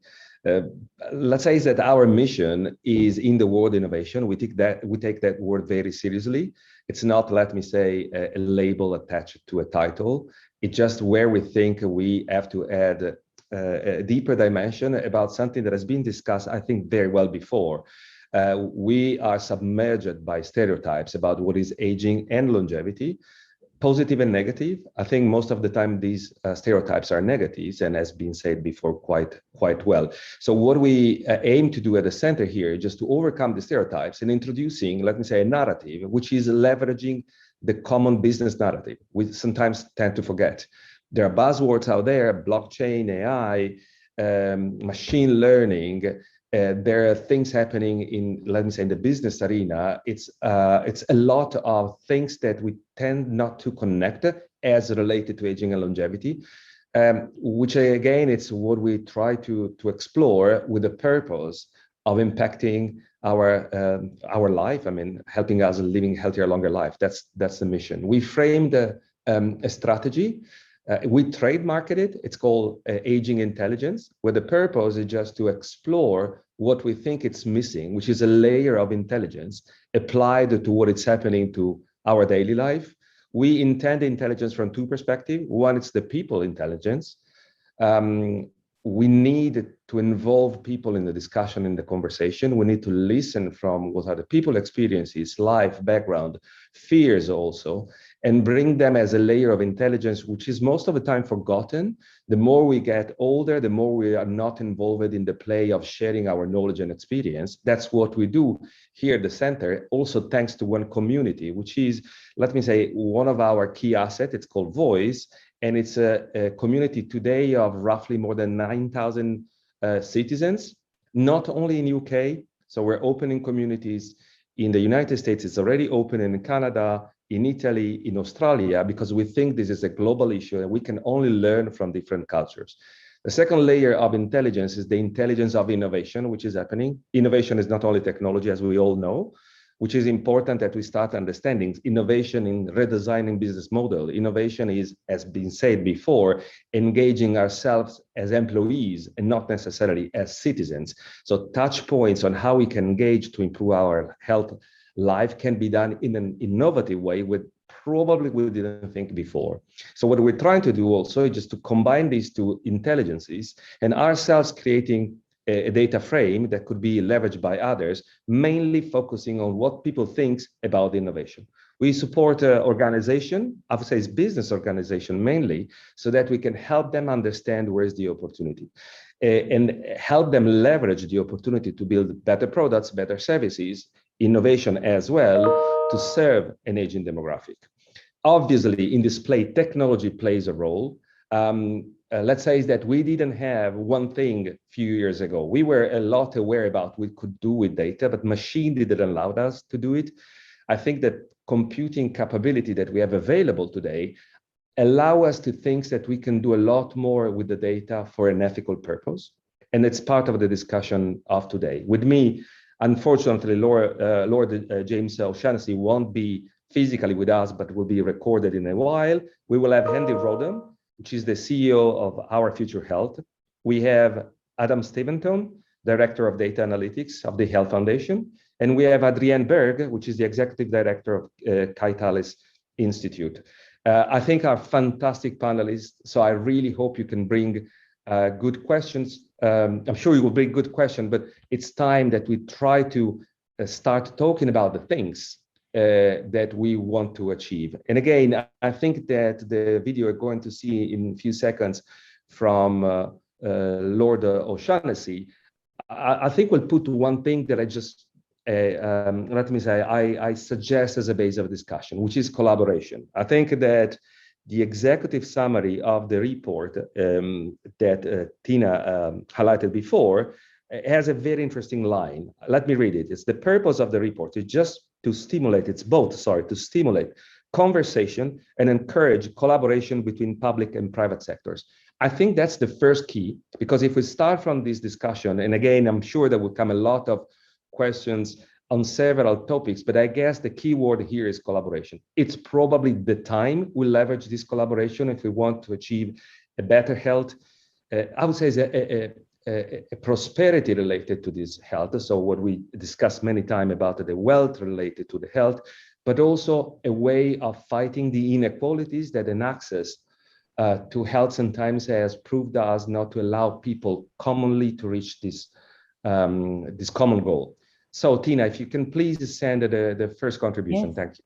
Yes, thank you so much, Nick. And so Kate is just going to be lining up the video. So we're going to be showing that very momentarily.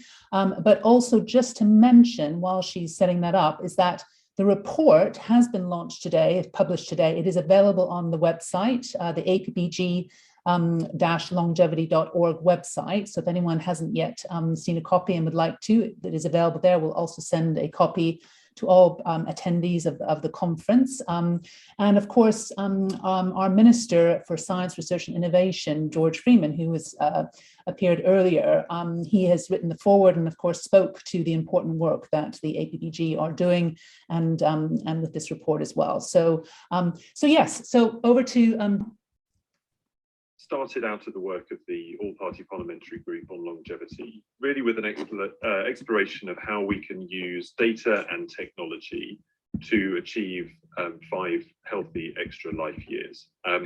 Now, that is a policy goal, which of course we all share. It's been manifesto commitments from all the parties. Still very big questions about how we achieve it. And lots of open questions about the role of data and technology in achieving that goal. The working group on the data framework was set up so we could explore particularly how to create a consent-based and trust-enhancing and secure sharing of data between the private sector, between individuals, companies and others, and the public sector in order to pursue that goal of healthy longevity. And what we've been exploring is how do you create the enabling conditions for that coming together of data in a way that builds and binds in public trust, so that the data can be shared safely among entrepreneurs as well as public servants to create new technologies that are actually going to help people take control of their health and well-being. The Open Data Framework Working Group has been looking at a series of opportunities and challenges that stand in the way of this goal. And we've been drawing on the experiences of other industries. I want to pay particular thanks to Gavin Stark, who has been helping us with this work based on his experiences with open banking, which has, of course, helped create an incredible new industry in fintech, in which the UK leads the world, bringing a lot of consumer and economic gain. And we want to bring those insights, which Gavin's been incredibly useful, into the health realm. The opportunities, I think, are quite clear in the sense that data is already being used all across the economy to generate new value for people, whether they are citizens or consumers. In some ways, the technologies already exist to enable this to happen. It's not so much a technological challenge, no technological aspect to it. It's not so much that. It's about overcoming the barriers that people have, or the concerns that people have, either they're expressed in their cultural behaviours or in policy or through regulation, about the sharing of highly, highly personal data which they are concerned about. Now, when asked, people tend to be very happy for example, the NHS to have their confidential personal data, but much less happy for private organisations, companies and others to have that data, even though they're at the same time sharing very personal data with private companies all the time in other realms. So critical to this whole endeavour is trying to understand how to create the privacy preserving and totally secure by design, sharing of data across settings to enable health goals. And that has been probably the biggest challenge that we've wanted to grapple with. Having considered the opportunities and challenges, particularly this issue of how to build trust and create a secure by design system for data sharing, we've got a set of recommendations in the paper which we think would help towards that cause. And it's worth saying that this paper is a milestone in an ongoing process. We have taken consultation to this point, but we expect it to develop further. So for everybody engaging with this event, I encourage you to look at the report, to read it, make your own conclusions, and also contribute to this ongoing process. So in terms of recommendations itself, there are several that I want to pick out. The first is, as I said, is all about building trustworthy practices, and we think that this can be done with the development of a trust framework. Things that would be in that trust framework would be clear and proportionate rules that can enable and protect data sharing, clear legal obligations on health data controllers from national government downwards to make sure that there is proper public engagement processes. The encouraging thing that has been shown by many people in health and elsewhere is that when you engage the public in these complex issues, they can become very supportive of data sharing because they see the benefits, but also have high demands on what kind of rules need to apply, and organisations need to go through that process. And that needs to be a dialogue between the health and social care community across all settings. Again, everyone supports the idea of 5 healthy more life years. It's about how you do it and making sure that the public are bound into that specific goal. We also think there should be an independent body accountable for health relevant data standards and frameworks. Clearly, a lot of that is already happening for the public sector, but we need to think about this because this is open standard, how that applies across the economy. That would include a new national data coordinator to think about how these issues would apply at a more local or regional level, for example, through integrated care systems. We know that the health system, the public health system, is looking at creation of many more trusted research environments, which is very encouraging because they are highly privacy preserving. We need to see those obviously rolled out across the economy.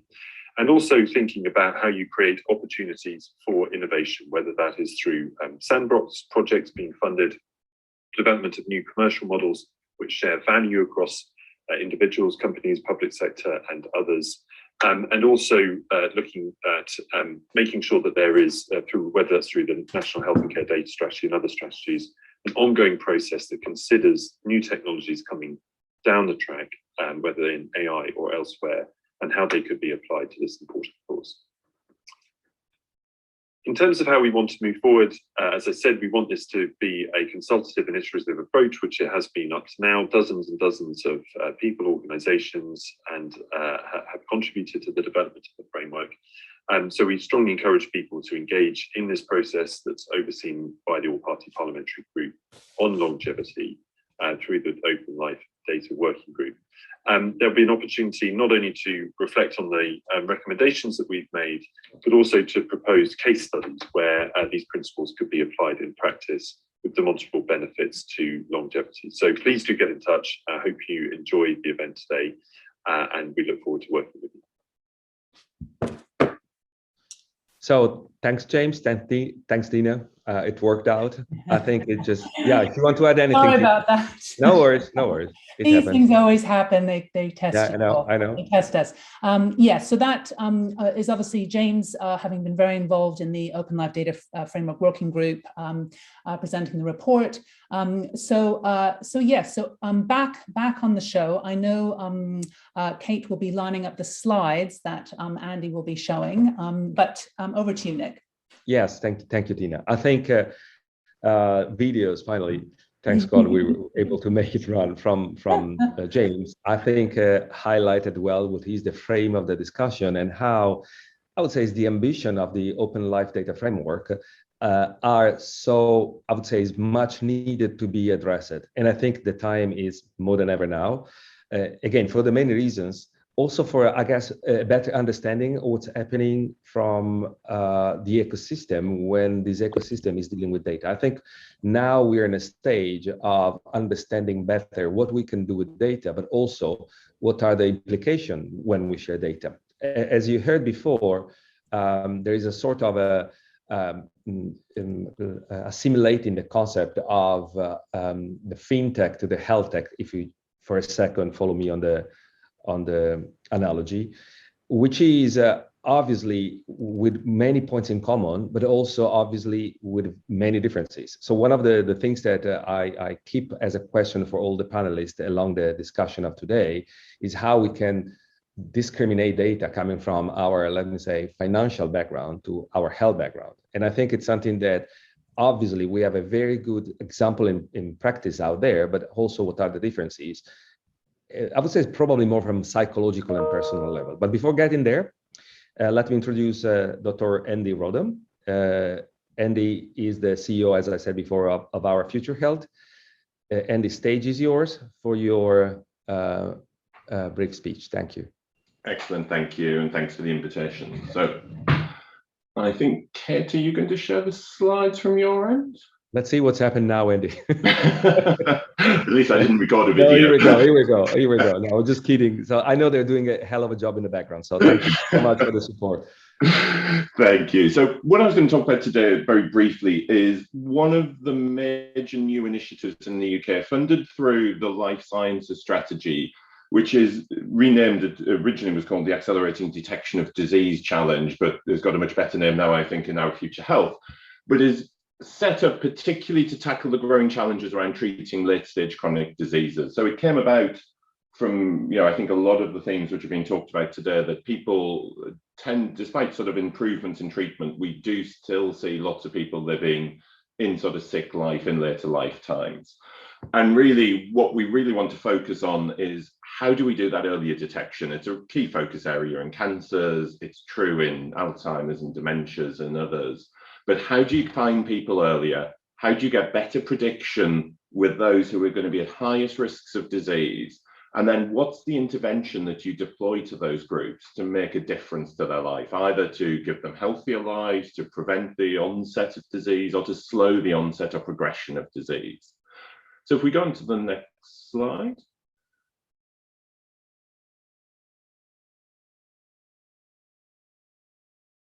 Sorry, Andy, I think the slides have frozen. I think the video has obviously blocked, has created a problem for us. So what I'm going to try and do, Andy, is I'm going to try and get my slides up, and will allow you to, unless you've got the slides on your end, that you can share the screen from your end. Let me try from here. That might be better, actually. But I can't disconnect them on participating. Oh, okay. Fair enough. Let me see if I can get, I'll try and get them onto my side. Hold on one second. Sorry about this. That's okay. I can continue. Away. I vaguely know what's on all the rest of the slides, and there are only more prompts for me to remind me. So what Our Future Health is going to be a new world-leading resource around early detection and prevention research. It's built on the foundations of what the UK is really great at and the investments that have been made to date. So the UK is probably the only place in the world where you can track healthcare from cradle to grave through the work that many have done around the data space in many, many years of recent time. The thought around primary care, secondary care, all of the data we get from pathology, images, etc. Equally, if you look at all the investments that have been made broadly over the past sort of few years, whether that's through the commitment in the NHS, through the long-term plan, whether through Health Data Research UK, whether through the other aspects, that's a real sort of advantage point for us in the UK. And so what we've got through this investment award through the Life Sciences Industrial Strategy is a sort of funding from government to create this new initiative, to do so in partnership and in partnership with all of the areas of the sector that really need to come together. So that involves the NHS, involves medical research charities, involves industry in the pharmaceuticals, diagnostics, biotechnology, and all of the clinical and academic researchers who are involved in the development of medicine, diagnostics, interventions, and health technology applications, to think about what this new resource needs to be. And then on the next slide, which is the one that always traumatizes me because it's what we're supposedly doing with all of this money and this investment, is we're creating a world-leading resource. And we're creating a world-leading resource of 5 million people into this prospective sort of follow-up cohort, broadly representative of the UK population. And really to tackle that problem around representation in research, we know that diversity in all its forms, whether that be ethnicity, whether it be age, whether it be gender or socio-demographics, we know that doesn't exist in all of the research that's happened to date. We want to derive a cohort that represents about 10% of the population of this country, of the adult population of this country, to collect data on them at recruitment, to be able to take consent from them, to be able to do some of the linkages that you would want to do with NHS, with other data sources, to collect data through digital and device collections, to store up biological samples, so to take a small amount of blood from people at recruitment, take the DNA from that blood so that you can look at genetics, but then also bank it so that it can be used by researchers and others in the future for analysis. To take consent to go back to participants, to offer them feedback, to take more data, to take more samples, and to invite them to take part in new clinical studies. So a sort of consent for contact based on all of this wealth of information we'll be generating on people in time. And I think a lot of what James was talking about is very relevant to how we build this environment, which is trusted with the participants, that be it TREs for data sharing, be it the partnerships we need with the participants, be the continuing engagement and ongoing, taking advantage of the new technologies which are coming to bear here, so that ultimately we have this highly diverse, really large scale opportunity to engage participants around their data, around their potential trajectories of disease, and think about those interventions which are actually going to help people live healthier lives for longer. And then in the next slide, what we have is the sort of, why are we doing this? Well, I think there are 3 sort of key areas that we think of. There are the capabilities which are out there that we can really harness and capture, be that data, AI, ML, these analytical techniques, and the interventions that can be kind of derived from using these capabilities. If you can take advantage of those capabilities, the next area involves better targeting, identifying people earlier in the disease course who might benefit from earlier intervention. That could be in cancer, it could be in dementias, but it could be in other disease areas that we've never really thought about. And also harnessing those new technologies that can intervene and do things differently. So it doesn't always have to be a diagnostics or a therapeutic intervention. It can be behavioral interventions which can make a difference in public health terms, and ultimately leading to improved outcomes. So the underpinning of everything that we're doing in this program is to build this infrastructure and resource that will allow others to think about how we improve health outcomes in the future. And then the final slide is just the sort of, what does success look like? Well, in the next 5 years, hopefully we'll have built this resource, we'll have recruited 5 million people, it'll have this offering to engage participants, it'll reflect the UK population, it'll be linked to the NHS data, we'll find people at high risk of disease for large-scale prevention, intervention, and implementation studies. And we've got a very simple way for engaging and getting data and offering feedback to participants. And that, in a nutshell, is what we're trying to do in our future health. And thank you for the opportunity to come along and share that today. Thank you so much, Andy. I think, I guess we all see the challenge and the opportunity from what you described for us. I think it's very interesting. You have a time frame ahead of you. It's very interesting how clearly you have framed the project. For the listener, just let me tell you, it's not something completely out of the world. Obviously, it's not for many reasons, but there are examples. Let me mention just one. There is a cohort study exactly based on the same logic in Canada under McMaster University. It's called CLSA. I've been there. I met who's running that project. And again, I think there's been a fantastic piece of work in understanding how to engage the population and providing an advantage. And I think the feedback that Hendy suggested back to the user who are providing their samples, it's one of the ways in which somehow we can see one of the possible way of engaging the population to provide obviously some of those so much sensible items, which are ourselves basically, in a feasible way. So what are the challenges that you see the most ahead of you? Because this is really a complex project, but again, we have seen these projects being done somewhere else, meaning that it's doable. What are the challenges that you see ahead of you to achieve, let me say, behind the obvious, which is engaging people to give consent? Over that one, which we probably will discuss a lot more in this next 30 minutes.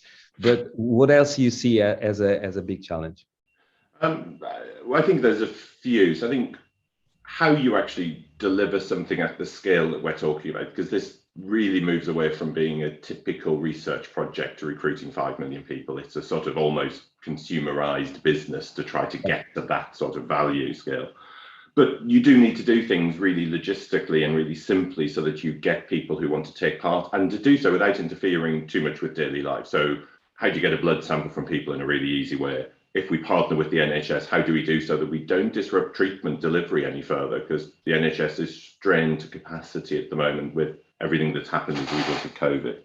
I think, you kind of frame with, within the, I think one of the big challenges I see within the context of engaging a large body of people is they're a very diverse group of people, and the techniques and challenges of how you engage different ethnic groups, different age groups, different areas and regions of the country which have very, very different preferences for engaging around healthcare and personal health. That's a really big problem because you're trying to deliver a national program, but it really needs to be locally tailored to the people who are going to actually take part in that.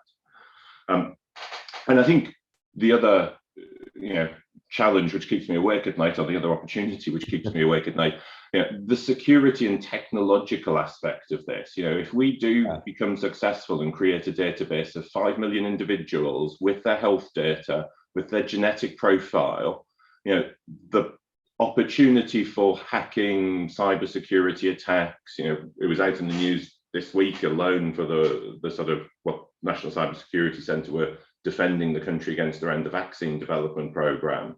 This would be one of the biggest flagship programs in the world, which would be a big attack risk. And just that risk, because it'll break the participants' trust if we don't put the highest amount of thought and care into how you protect data.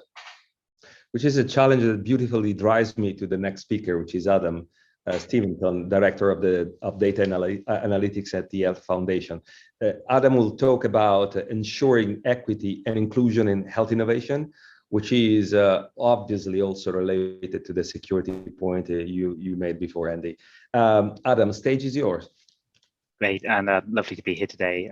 As you say, I'm the Director of Analytics at the Health Foundation, which is an independent charity with a mission to improve health for people in the UK. Over the last 15 years, we've given over £150 million for projects that aim to support better health, and I'm very happy to support the Open Life Data Framework project as part of our portfolio. So I just want to say a little bit about, I want to give my own take on why this report's important and why we should be thinking about these issues that it raises, as well as then pull out just a couple of elements from the framework that I think might be worth further discussion. So firstly, why is this important?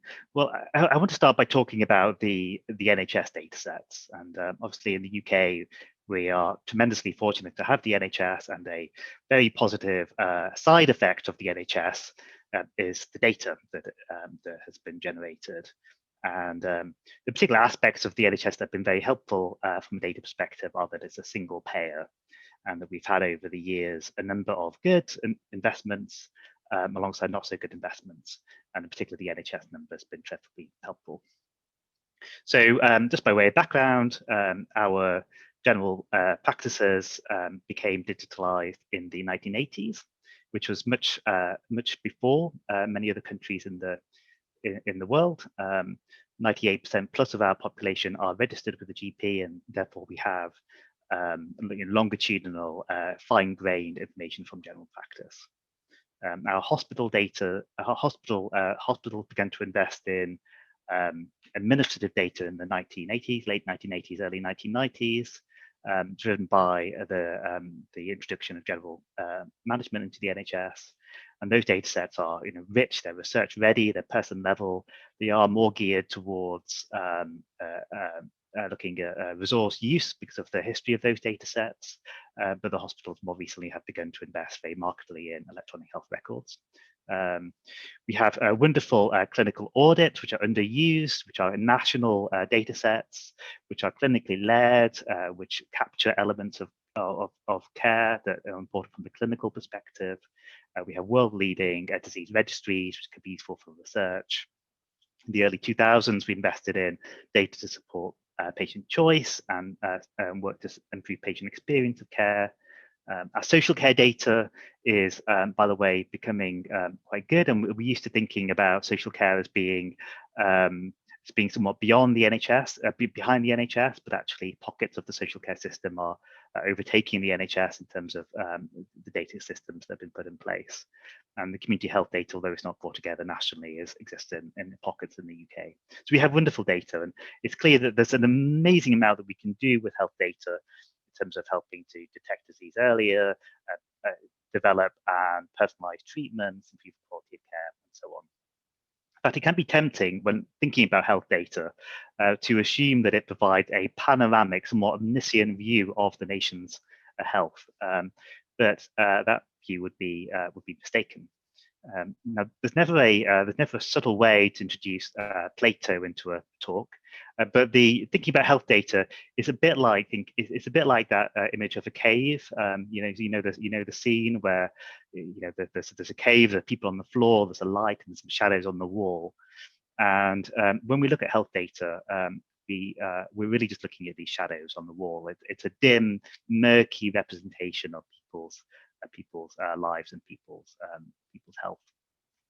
It's easy to see why that is, why the NHS data provide such a partial picture of people's health. I mean, for one thing, NHS data is only generated when individuals contact the health system, and a lot can happen that affects people's health without resulting in a healthcare contact, as will be very clear. There's also tremendous variation across the country in terms of how people use healthcare, and the individual NHS employees and professionals who are recording this data. They're generating the data because they've got a job to do, and it's not to provide necessarily a wonderful data set for innovators or researchers to use. They're focused instead on taking clinical histories, getting tests, recording diagnoses, recording treatment decisions, managing patients through workflows, managing resources. So it's a very partial picture. We heard earlier this morning that around 85% of our health might be determined by factors other than the NHS. Well, I think it's likely that some similarly high, proportion, I won't put a figure on it, of our health might be represented in non-NHS data sets, but are nevertheless health relevant data. And that's really what this framework begins to explore. Can we get more value from looking at health relevant data from outside of the NHS? Now, I think it's clear that there's a lot that can be done here, in part because of the hard work and the brilliance of the individual researchers who have been doing individual projects in this area. Some of the examples are about using data held outside of the NHS to produce a better understanding about people's health. So, for example, using data from supermarket loyalty cards to understand alcohol consumption or smoking consumption or food consumption or self-medication, using energy data to look at fuel poverty, using banking or taxation data or benefits data to look at insecure or variable incomes. Some of the studies that have been done are more about using these data to help support action. Now, we heard earlier today that businesses can play a very significant role in supporting better health, but that can only happen if the evidence is there, which would require health and healthcare and health relevant data from outside the NHS to be brought together. These projects have been done at a small scale, and what this report begins to explore is how can we put in place a trusted ecosystem to enable these data to come together at scale. Before just moving on, I just wanted to bring in a personal perspective and an individual perspective into this as well. It's not only about research and innovation, but also individual lives. And I mean, I often think back to a period a few years ago when I was ill. I had a concussion. I was assaulted, and it took me a few years to get over it. And at the time, I wasn't so unwell that I couldn't take a very keen interest in the data that was being recorded from me, and I got a copy of the data that was being used, and a lot of it was about bills. I was in the States at the time, and those bills came my way, and I obviously looked at those. And then the healthcare records were full of all these tests that were being done and treatments, and as an individual, it really was very clear to me that those data did not at all relate to my experience of my condition and my journey through it. What mattered much more to me, other people have different different perspectives, of course, was my step count data, which helped me to see my progress over time, to my recovery, gave me hope things were going in the right direction, enabled me to see where I was going backwards, and I could learn about what treatment, what management approaches were helpful to me. And it was slightly terrifying, really, to think that it was the healthcare data that was generating the research and the innovation, and this data that I had in my own pocket, which I thought as an individual reflected my health much more, and what mattered to me much more was not somehow being used. And there's a comment on the chat that not everybody would want this data to be shared. That's absolutely right. That's why we need a consent-based model. So hopefully, it's just hopefully that was enough to kind of say why I think this work's important. I just wanted to pull out a few different elements of the framework that seem really key. I mean, the first one's, as James said, was around the trustworthiness. I began to work with NHS data back in November 2008, and my first meeting was with somebody from the then Health and Social Care Information Centre who was very excited about the national GP data set that would be in place by Christmas. And we're now 13 years on, it's still not there. And that's a bit of policy failure, it's been a technical failure, but most of all, it's been a communications and engagement failure. And we just can't make the same mistake when it comes to thinking about how we bring together these non-NHS but health relevant data. The second element that I wanted to point to was around Adam, sorry, I have a time warning. Oh, brilliant. I'll wrap up in 30 seconds. Now, we're used to thinking about, when we work with NHS data, we used to basically bringing together large national de-identified data. And that enables us to make very rapid progress, but it does come with hidden costs. And it also means we've been missing an opportunity, I think, to work with individuals as partners. And I think one of the very exciting things about Andy's work at Our Future Health is that it enrolls individuals do a consent-based model, which may allow us to get further faster for a few reasons we can explore. And that's great to see that in the framework. And then I couldn't stop just by mentioning health inequalities. We have a fantastic partnership with the Ada Lovelace Institute around this. And there is a need to think very, very carefully about health inequalities. It's not only about whether or not individuals have a mobile phone, but it's about whether they can access services and whether they can benefit from services and withstand the harm from services, which is then important to make sure they're captured and included in these studies. So thanks very much. Over to Thank you, Adam. I'm sorry if I have to ring the bell, but unfortunately we lost a little bit of time in the beginning, so I'm trying to rush. If you all agree, I would suggest to ask Adrienne to be next, and then I guess we'll come back with a question, because for you, at least myself, I already have 3. So I hope at least I'll have the chance to pick some question from the audience, as well as asking one question that I have in my pocket. Adrienne, Berg, Executive Director of Vitalis Institute. Stage is yours, Adrienne.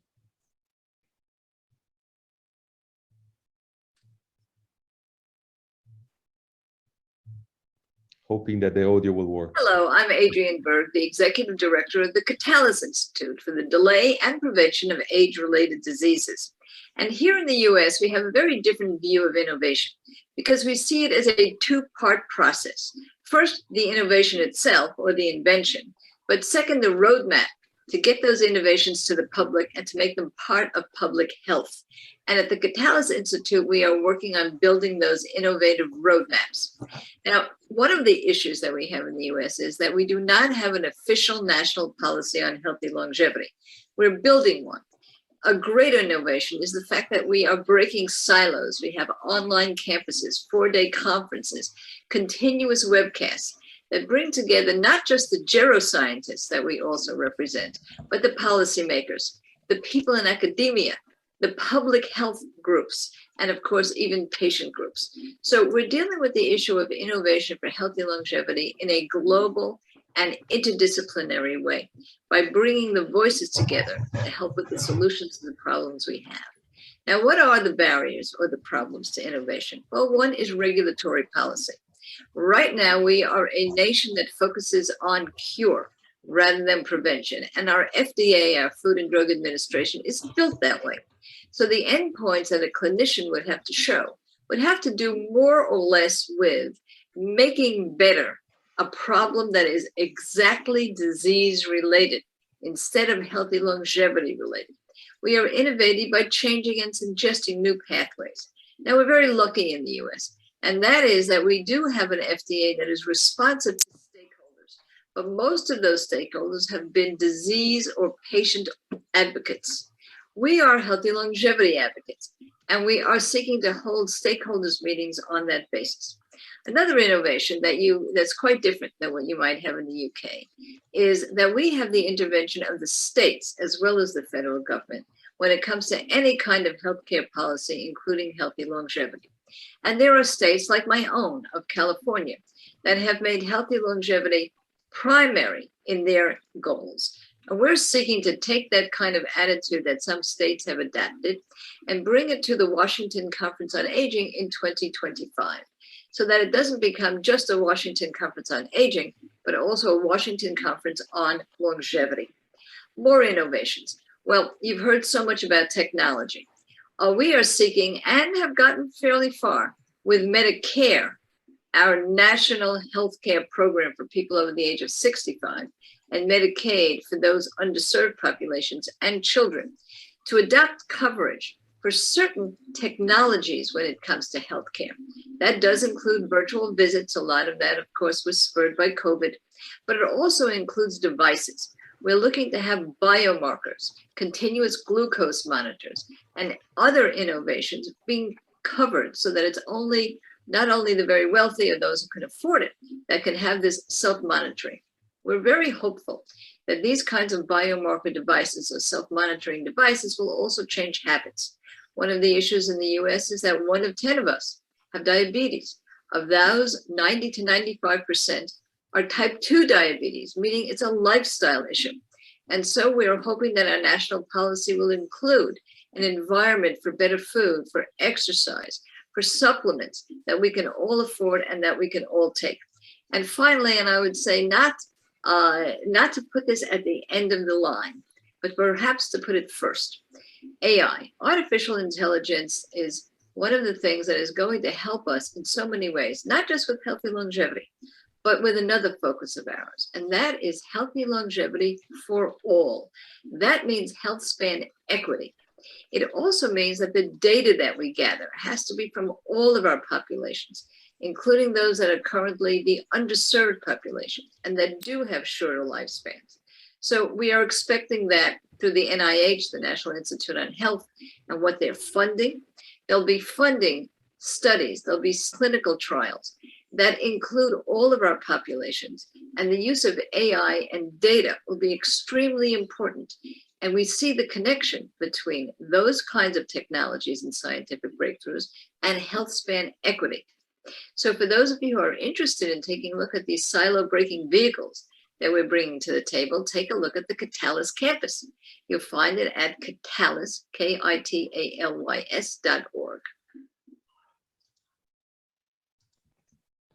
So thank you so much, Adrienne. Obviously, she was recorded. She's in the United States. We have left a few minutes for finally taking some questions. I hope the session was interesting enough for all of you. Please forward the question if you have others, because if we can't answer live, we'll try to reply directly in the chat. There is a positive question for Andy. Cindy is asking how we can join the study, which I take it as a positive signal that somehow there is an interest, obviously, what you suggested, Andy. I know probably you still don't know, but if you can suggest it, when maybe? Yep, sure. So you can go to our website and register your interest to be a participant in the future. Right now, we've just finished the sort of first rounds of pilots and building, but hopefully the main study recruitment will launch early in the new year. And then there'll be a raft of different ways of joining, including through appointments with NHS providers, through blood donations, and also direct sort of recruitment mechanisms that'll be advertised and made available.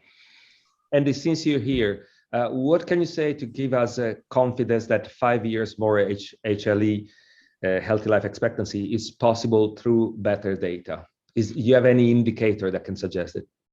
So I think it's not just the data that's important, it's the data which helps drive the sort of scientific and technological innovation at the other end. So, I think the data itself will help you get a better understanding of what happens to people before disease, during disease.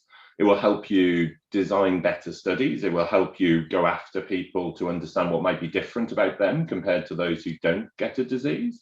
So I think it's part of an ecosystem which will transform and ultimately lead to that 5 years. The data on its own isn't going to be enough. It's going to be the data coupled with all of the relevant skill sets and partnerships you need to make that a reality. Adam, question for you from the audience. Is there a danger that we succeed with data tracking and tech, but less success with the actual care relationship? Since social and behavioral aspects of life are the major determinants of a healthy lifespan, we need behaviors to change, and with a caring relationship that might be less successful. I think the clearly need to be some significant investment into support for example, the NHS workforce and the social care workforce, that they're able to provide compassionate care. At the moment, the services are really stretched close to breaking point, and there's a lot to be concerned about there. I think what I would say is that the relationship between caring care and empathetic care and technology is a very complex one, and sometimes technology can get in the way of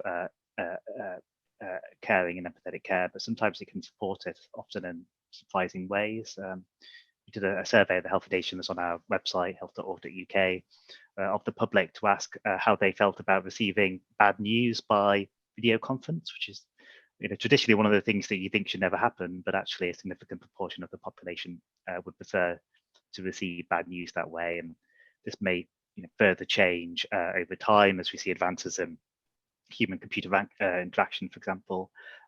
So we must, I think, avoid adopting too simple an approach here, and try to keep in mind the complexities and the changing nature. But clearly, absolutely, the workforce need proper investment going forward. Thank you. Andy, another question from the audience for you that probably will require the next 4 hours, but let me just suggest it. There is a really hard balance between regulatory protection and innovation, because there is potentially so much money to be made with the therapy that extends the healthy life, but there is a tendency to oversell proposals to potential participants. Do panel members, so Adam, question in case it's just for you as well, do you have any thoughts as to how it might be possible to allow small experimental clinical trials with well-informed participants? I think one of the things that we're doing with our Future Health is kind of designing a two-stage process to engage people. So the first stage is they want to take part in the program and offer their data, samples, information to enable research to happen.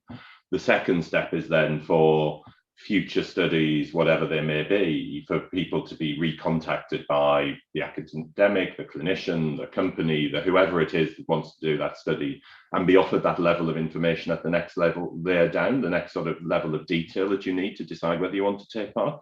So I think you're right there. You know, the promise, if we believed every promise of every therapy that was ever developed in cancer, cancer wouldn't be an issue anymore. But the promise is never always borne out when you actually get to large scale implementation. So I think we're offering the infrastructure. We're trying to be very cautious about our approach of what we cannot deliver. And then it really much comes down to the follow-on research that can be built off the back of the resource that we're providing. Adam, one last question for you. Picking all the things that we should have to do to engage better the people, we always talk about the explainability of the technology, all the algorithms. But we know this is a very complex matter. We've seen it, for example, with EULA. So when we sign a contract, basically clicking an agreement without not really understanding what it's written out there, even if it's out there legally. You see any major improvement? You see any direction we should have to take to make this technology explainable so that people, the users, can understand what's happening with their data? Yeah, I think there's a lot of I see reasonably basic steps that we could take. I mean, as an individual citizen in the UK, I don't have any access to information about what's happening with my data. I've got some knowledge about that because I work in the field, but it's not possible for me to look at a list of all the projects that have used data about me. Nor is it possible for me to really see what benefit is accruing to other people around me as well as myself through the use of data. I think there are many reasons why I'm quite excited about the consent-based model adopted in this framework, but one of them is that it will force, I think, better communication with individuals about what's happening with the data and also the benefits. And I think that might help quite considerably, or at least it's a good hypothesis that we could test, that it might help quite considerably with the trustworthy aspects. And I think I would point to those kind of issues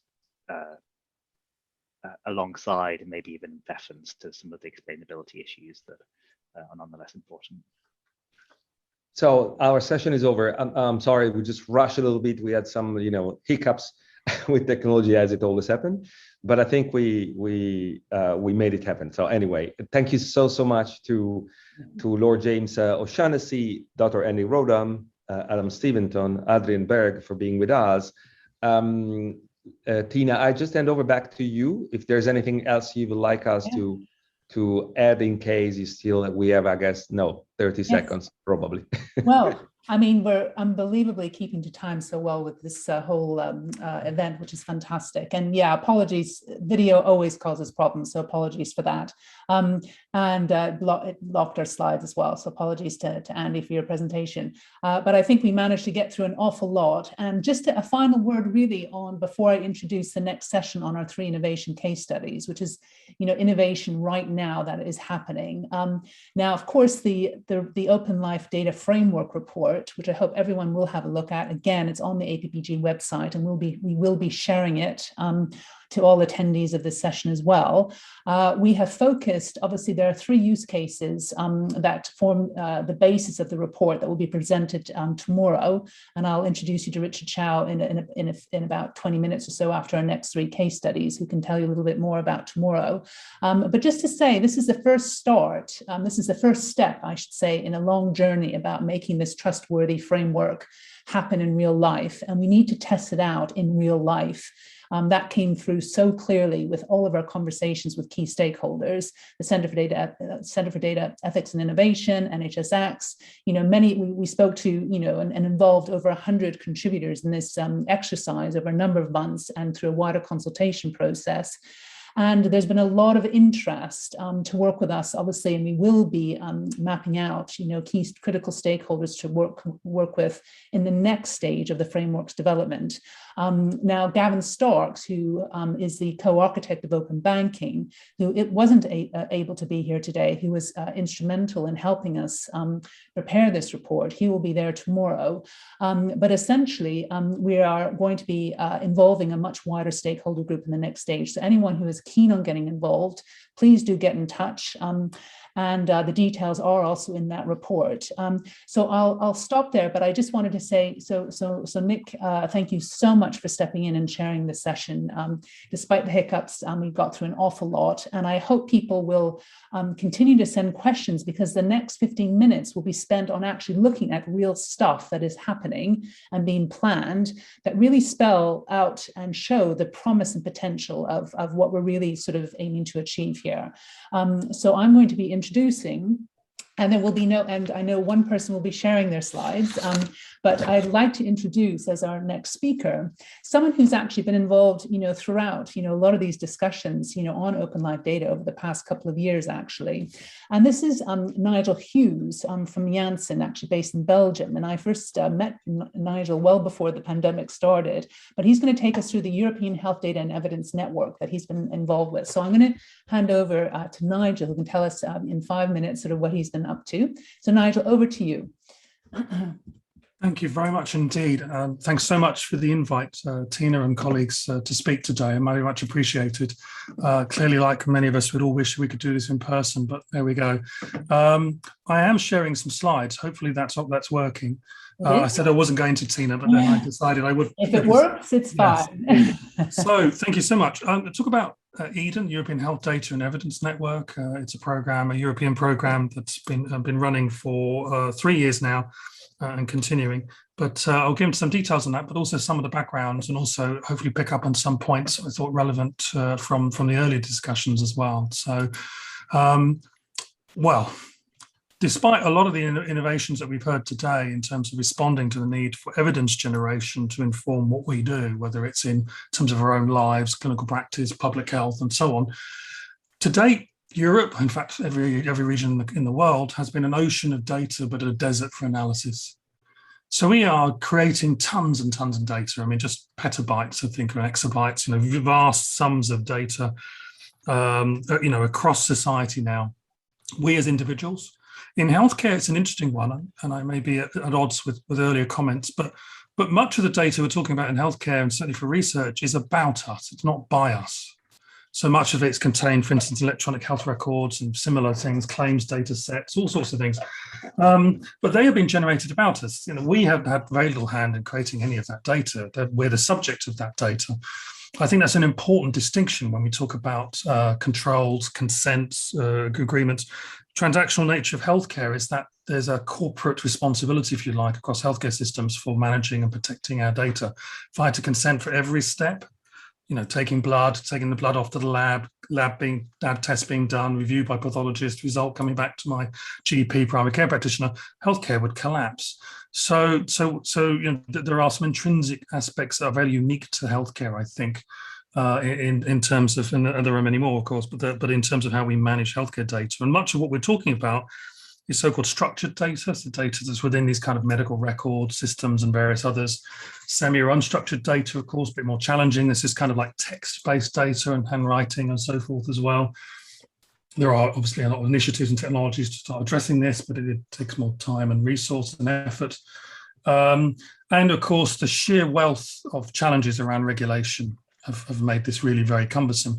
But what we know is certainly, if we talk about COVID-19, which actually I was quite surprised maybe has not figured so much in the conversations today. But in terms of COVID-19, we can't avoid it, we're still in it.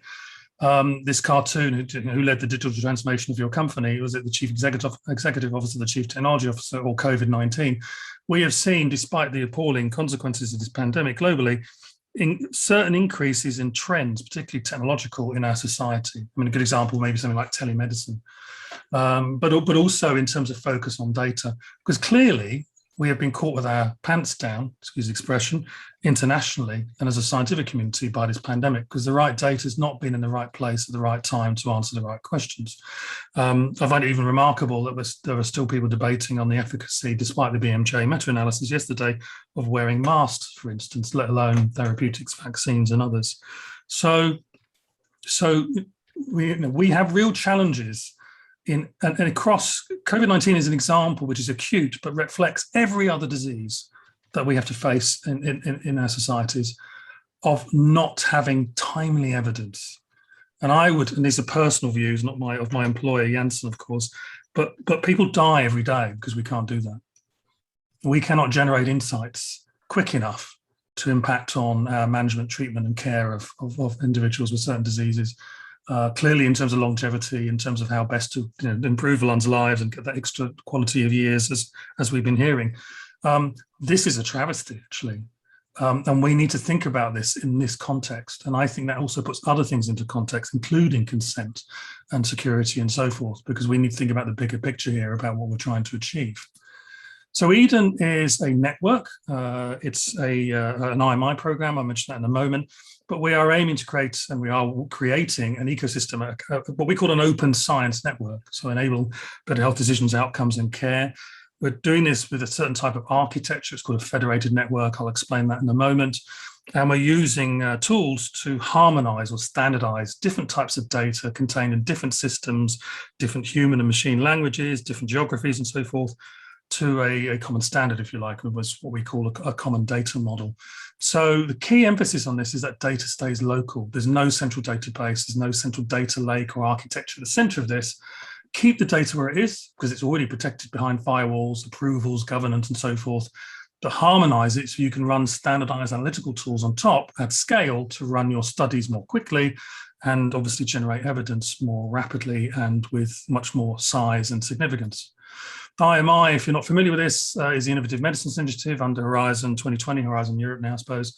12 years, 180 plus projects with actually now more 6 billion, I think, euros of joint funding. It's public-private partnership between European Union and the industry through EFPIA, the European Trade Association.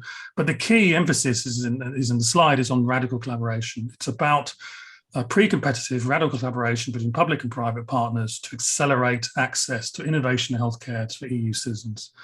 And I'd say running for over a decade, there'll be a new, even larger scheme, IHI, Innovative Health Initiative, inclusive of pharma, but also medical devices and diagnostics, kicking off in the new year, as well as with the European Union and public-private partnership.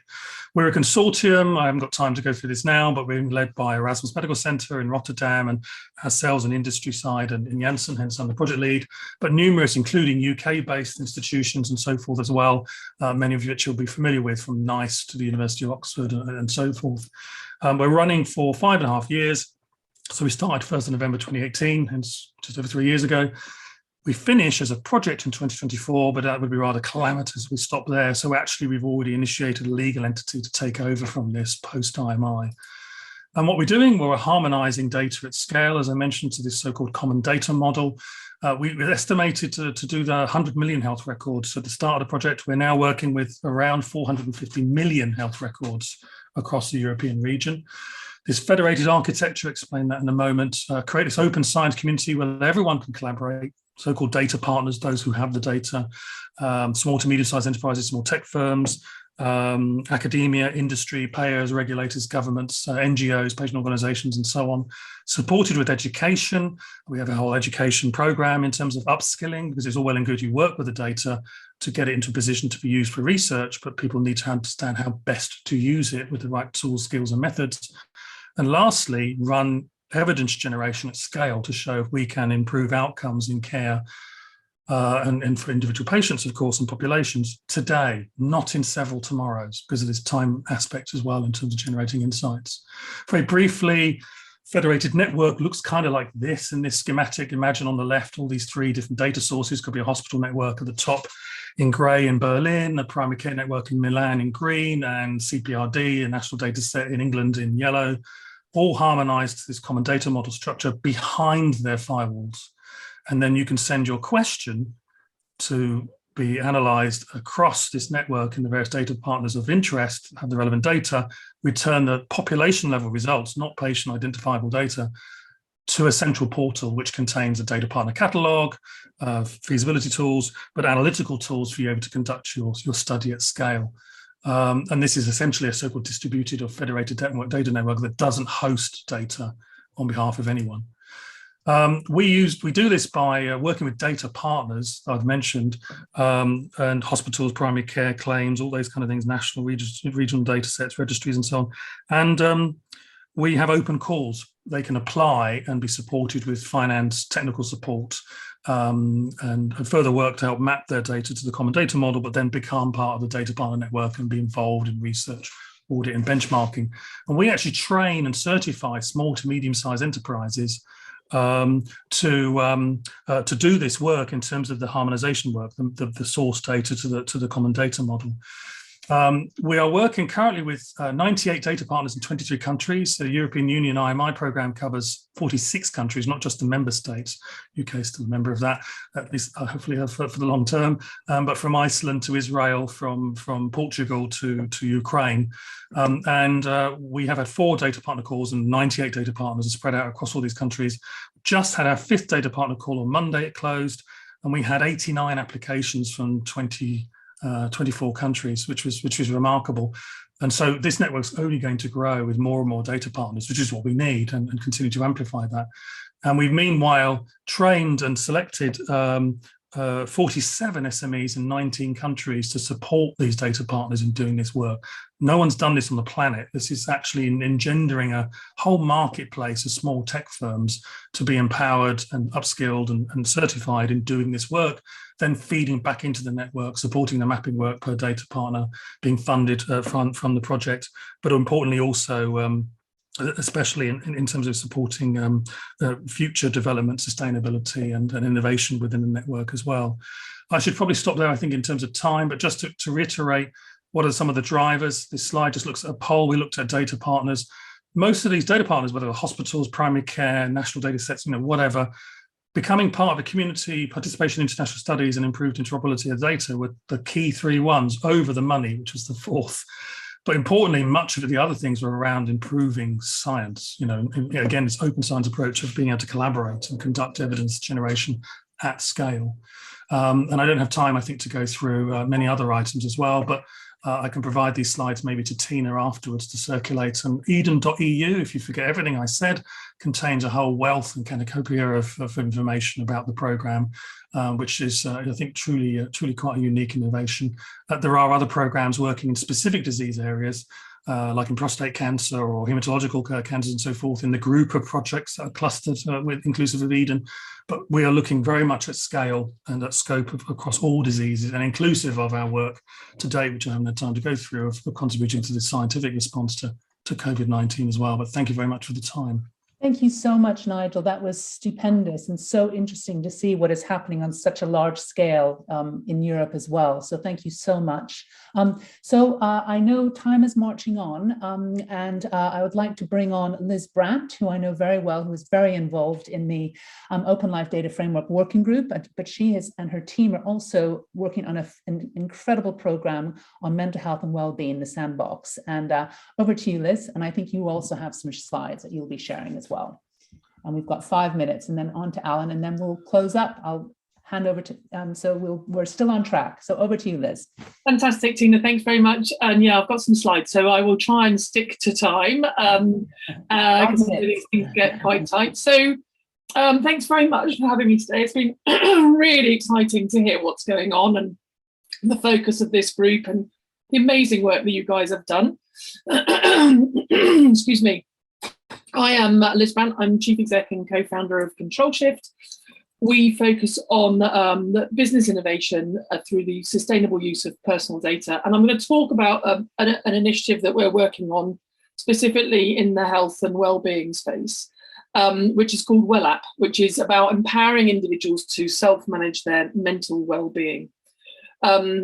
We have been working on this for some time. We've been collaborating with an ecosystem of players from across markets who are either providing services or providing data or access to consumers or expertise. On one hand, we've got brands. On the other hand, we've got people who work on the sustainability of the market and the development of those trust frameworks that we were talking about earlier on, looking at consumer groups, regulators, legislators, ethics services. Talking about the service, what we're focusing on is not on treating the sick. So we're very much in the longevity, we're very much in the prevention space, looking at how do we help people prevent and avoid mental illness, much of which is very preventable, using data that is, as Tina says, private sector derived health relevant data, helping people avoid mental illness, giving them data and analysis to help them make better decisions, and access to authoritative and ongoing learning about their mental well-being. And indeed, enabling them to donate their data to research, but really critically, and talked about a lot today, under their control.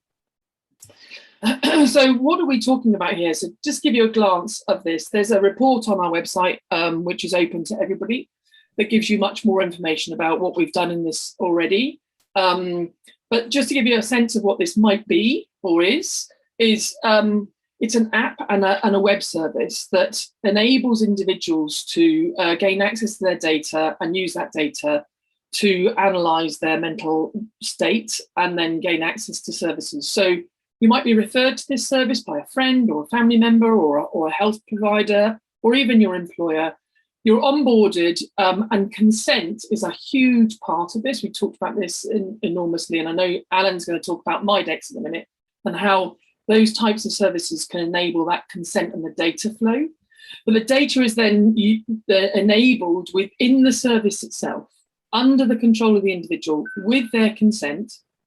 It's analysed by the service itself to give the individual insight into their mental well-being, enable them to reflect on that and make decisions about that, informed by the service itself, which will enable them to get access to relevant understanding and learning of what's is important to them, rather than any sort of fake news or other stuff that appears on the internet. This is relevant and authoritative, and then gives them the ability, really importantly, to then be able to take some of that insight and maybe the data and make that available to people they want to have access to. It might be their friend, might be their mum, might be their health provider, might be a researcher. So they're in control of this and they can share that insight and data.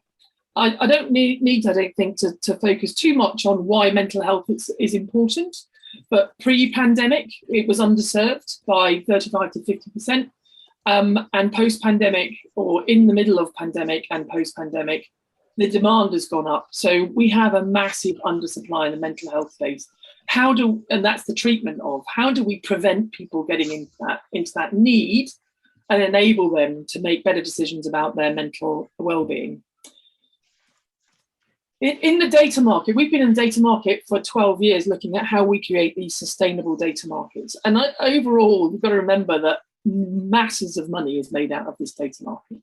Huge amounts. You took a big tech market, it's enormous. And the tide against which something like this is swimming is pretty strong, because the data at the moment is not empowering the individual, it's empowering businesses, and they're making huge amounts of money out of it. And it's great to have the money flowing into the market, but what we're looking at here in empowering the individual, it is a different type of business model, and we focus a lot on where the value is and how the value flows, and this is really critical for us to focus on, to enable us to swim against that tide. What we're looking at is, and we've developed a business model that enables the value to flow to all of the stakeholders in the market, to the individual, to the service like WellApp, to health providers, to private sector businesses, and the data providers themselves. If we haven't got sustainable data access and high quality access to data, that is going to undermine the market.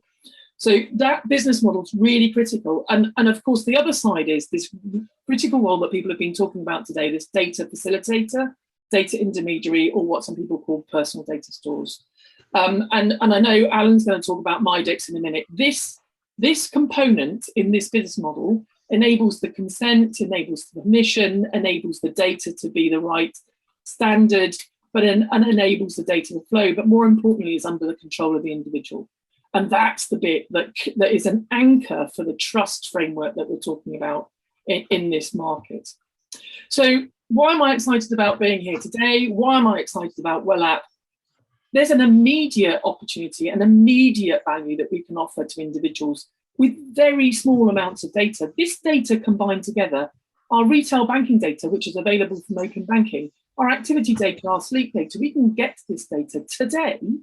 And by combining it, we can see totally new things about what we are and what we do as individuals. And we can understand it and do something about it, make different decisions, act in different ways, change our own behaviors. But that also, one of the things really important today is these novel privacy enabling technologies are available today. People like Alan have been working on these for over a decade, and that's available now. We can use those today. So there's what we can do today is incredible, but this is just the beginning. And as we open up this data, this open life data, this private sector derived health relevant data, the opportunity for value is enormous for individuals alone, let alone their families, and society and businesses in the economy. So, I'm very excited for WellApp. I'm very excited for the Open Life Data Programme. I'm really excited for this APPG, and I'm so pleased to be here. And thank you very much indeed for having me. I'm going to stop sharing. Yes, thank you. Thank you so much, Liz. So our final presentation is Alan Mitchell at Midex, of course, Liz had mentioned. And there's a few, and I think Alan's presentation will speak to some of the remaining questions actually in the chat, which are all about being very clear on what the outcomes can be achieved through the infrastructure. And we had a question earlier on personal data stores, and also this issue around hacking and privacy. And I think Alan's work will demonstrate some interesting perspectives on all of those 3 points that haven't yet been answered that came through on the Q&A. So Alan, over to you. You're our final presenter before we close and before I give the final word to Richard Chow. Over to you, Alan. Okay, so I'll share my screen too. Let's see if I can find it. Sorry about this. That's okay.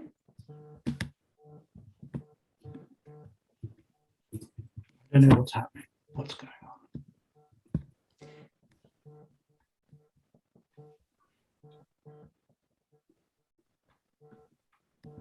Just double check. That is ridiculous. And Liz, you definitely got out of your slide sharing, didn't you?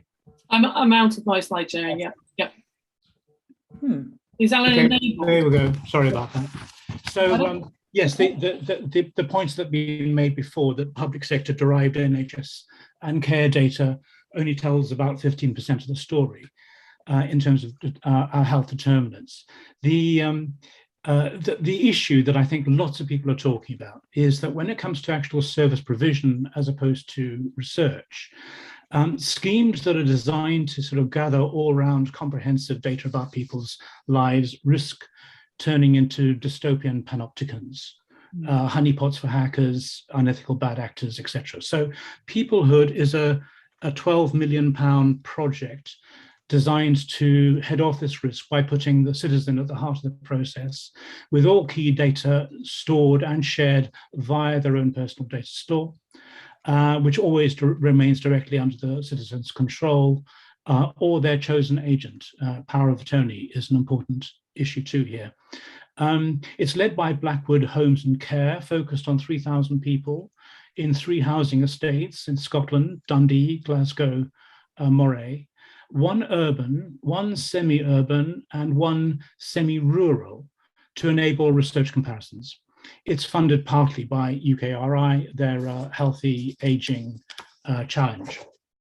The project is focused on designing homes to support residents seeking to age healthily in their homes.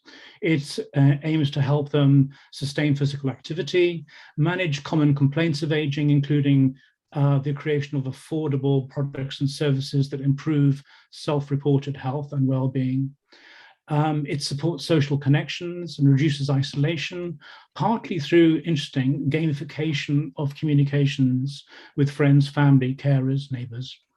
And it creates healthy, active spaces which encourage people to be active in their communities.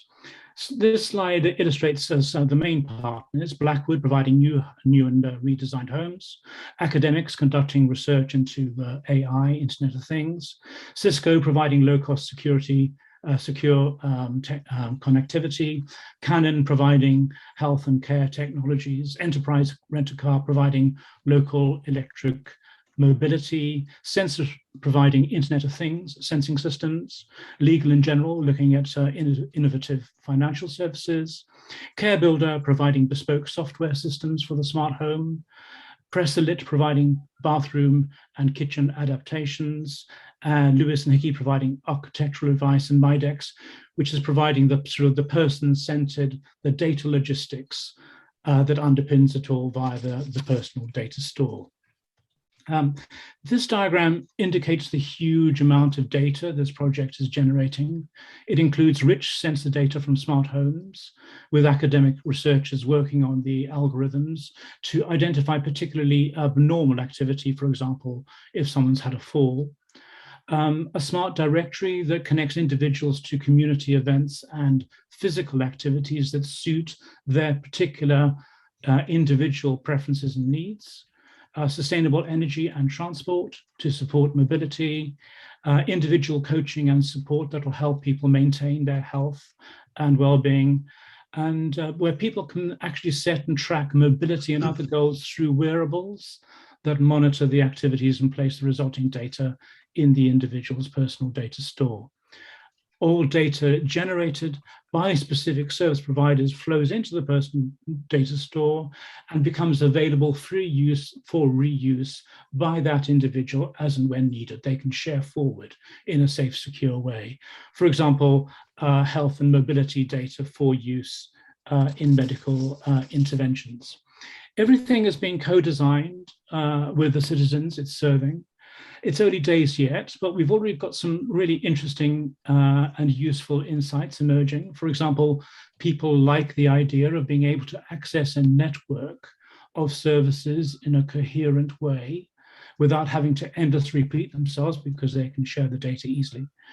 They want to be involved in their communities. In particular, they value the opportunity to use the experiences and skills that they've acquired in their lives within their communities. So one of the things we're doing is we're using the Midex citizen engagement platform Include to match their skills to needs which have been identified within the neighborhood.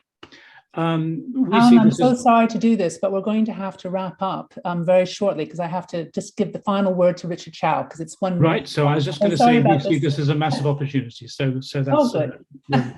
All right, okay, thank you. That's so great. Well, Alan, fantastic work. And I've heard so much about your work at Blackwood Homes, and it's fascinating. So thank you so much for your incredible diligence and persistence with making it all happen in the real world. And before we close, I just wanted to give the final word to Richard Chow to tell us what's in store for tomorrow. So over to you, Richard. Thank you so much, Tina. Hopefully you can all hear me. I'm Richard Sound, Director of Aging Research at King's College London. I just want to thank you and all of the speakers this morning for an excellent overview. We will be continuing on this theme tomorrow in our webinar, Innovations in Consumer Longevity and Data, a Global Perspective. Now, I'm not going to spend too long speaking about this because I know we've been planted on our seats for the past 3 or 4 hours, and it's not very healthy for longevity. Nevertheless, I'd like to highlight, first of all, that our keynote speaker will be Dr. Ritu Sudana, who is the Director of Health and Aging at the WHO, and she'll be speaking about the UN Decade of Healthy Aging, which aligns very well with the theme of Longevity Week 2021, which is sustainability in a decade of healthy aging. But more importantly, as we've launched the Open Life Data Framework report today, and wonderful case studies presented just now and throughout the morning, we will be continuing with the initial 3 case studies that launched the initiative, and we've been discussing these over the past 6 months or more. There'll be 3 case studies: the eRed Book for Life, Civic Data Cooperative, and also the Health and Longevity Data Exchange. Because of time, I won't say anything more. Please join us tomorrow, and I'm going to add the link to both the Q&A and the chat so that you can join. So thank you very much, Tina, and appreciate everything that you've done for the APPG. And likewise, Richard, thank you for all our hard work and collaboration together. So really look forward to joining you tomorrow. And we will be sending a follow-up to everyone who's attended and registered for this event today. I'd like to thank everyone again, and thank you so much. And we will wrap up now, because I know it's 1 minute past 1 and we do need to keep to time. So thank you all for joining us.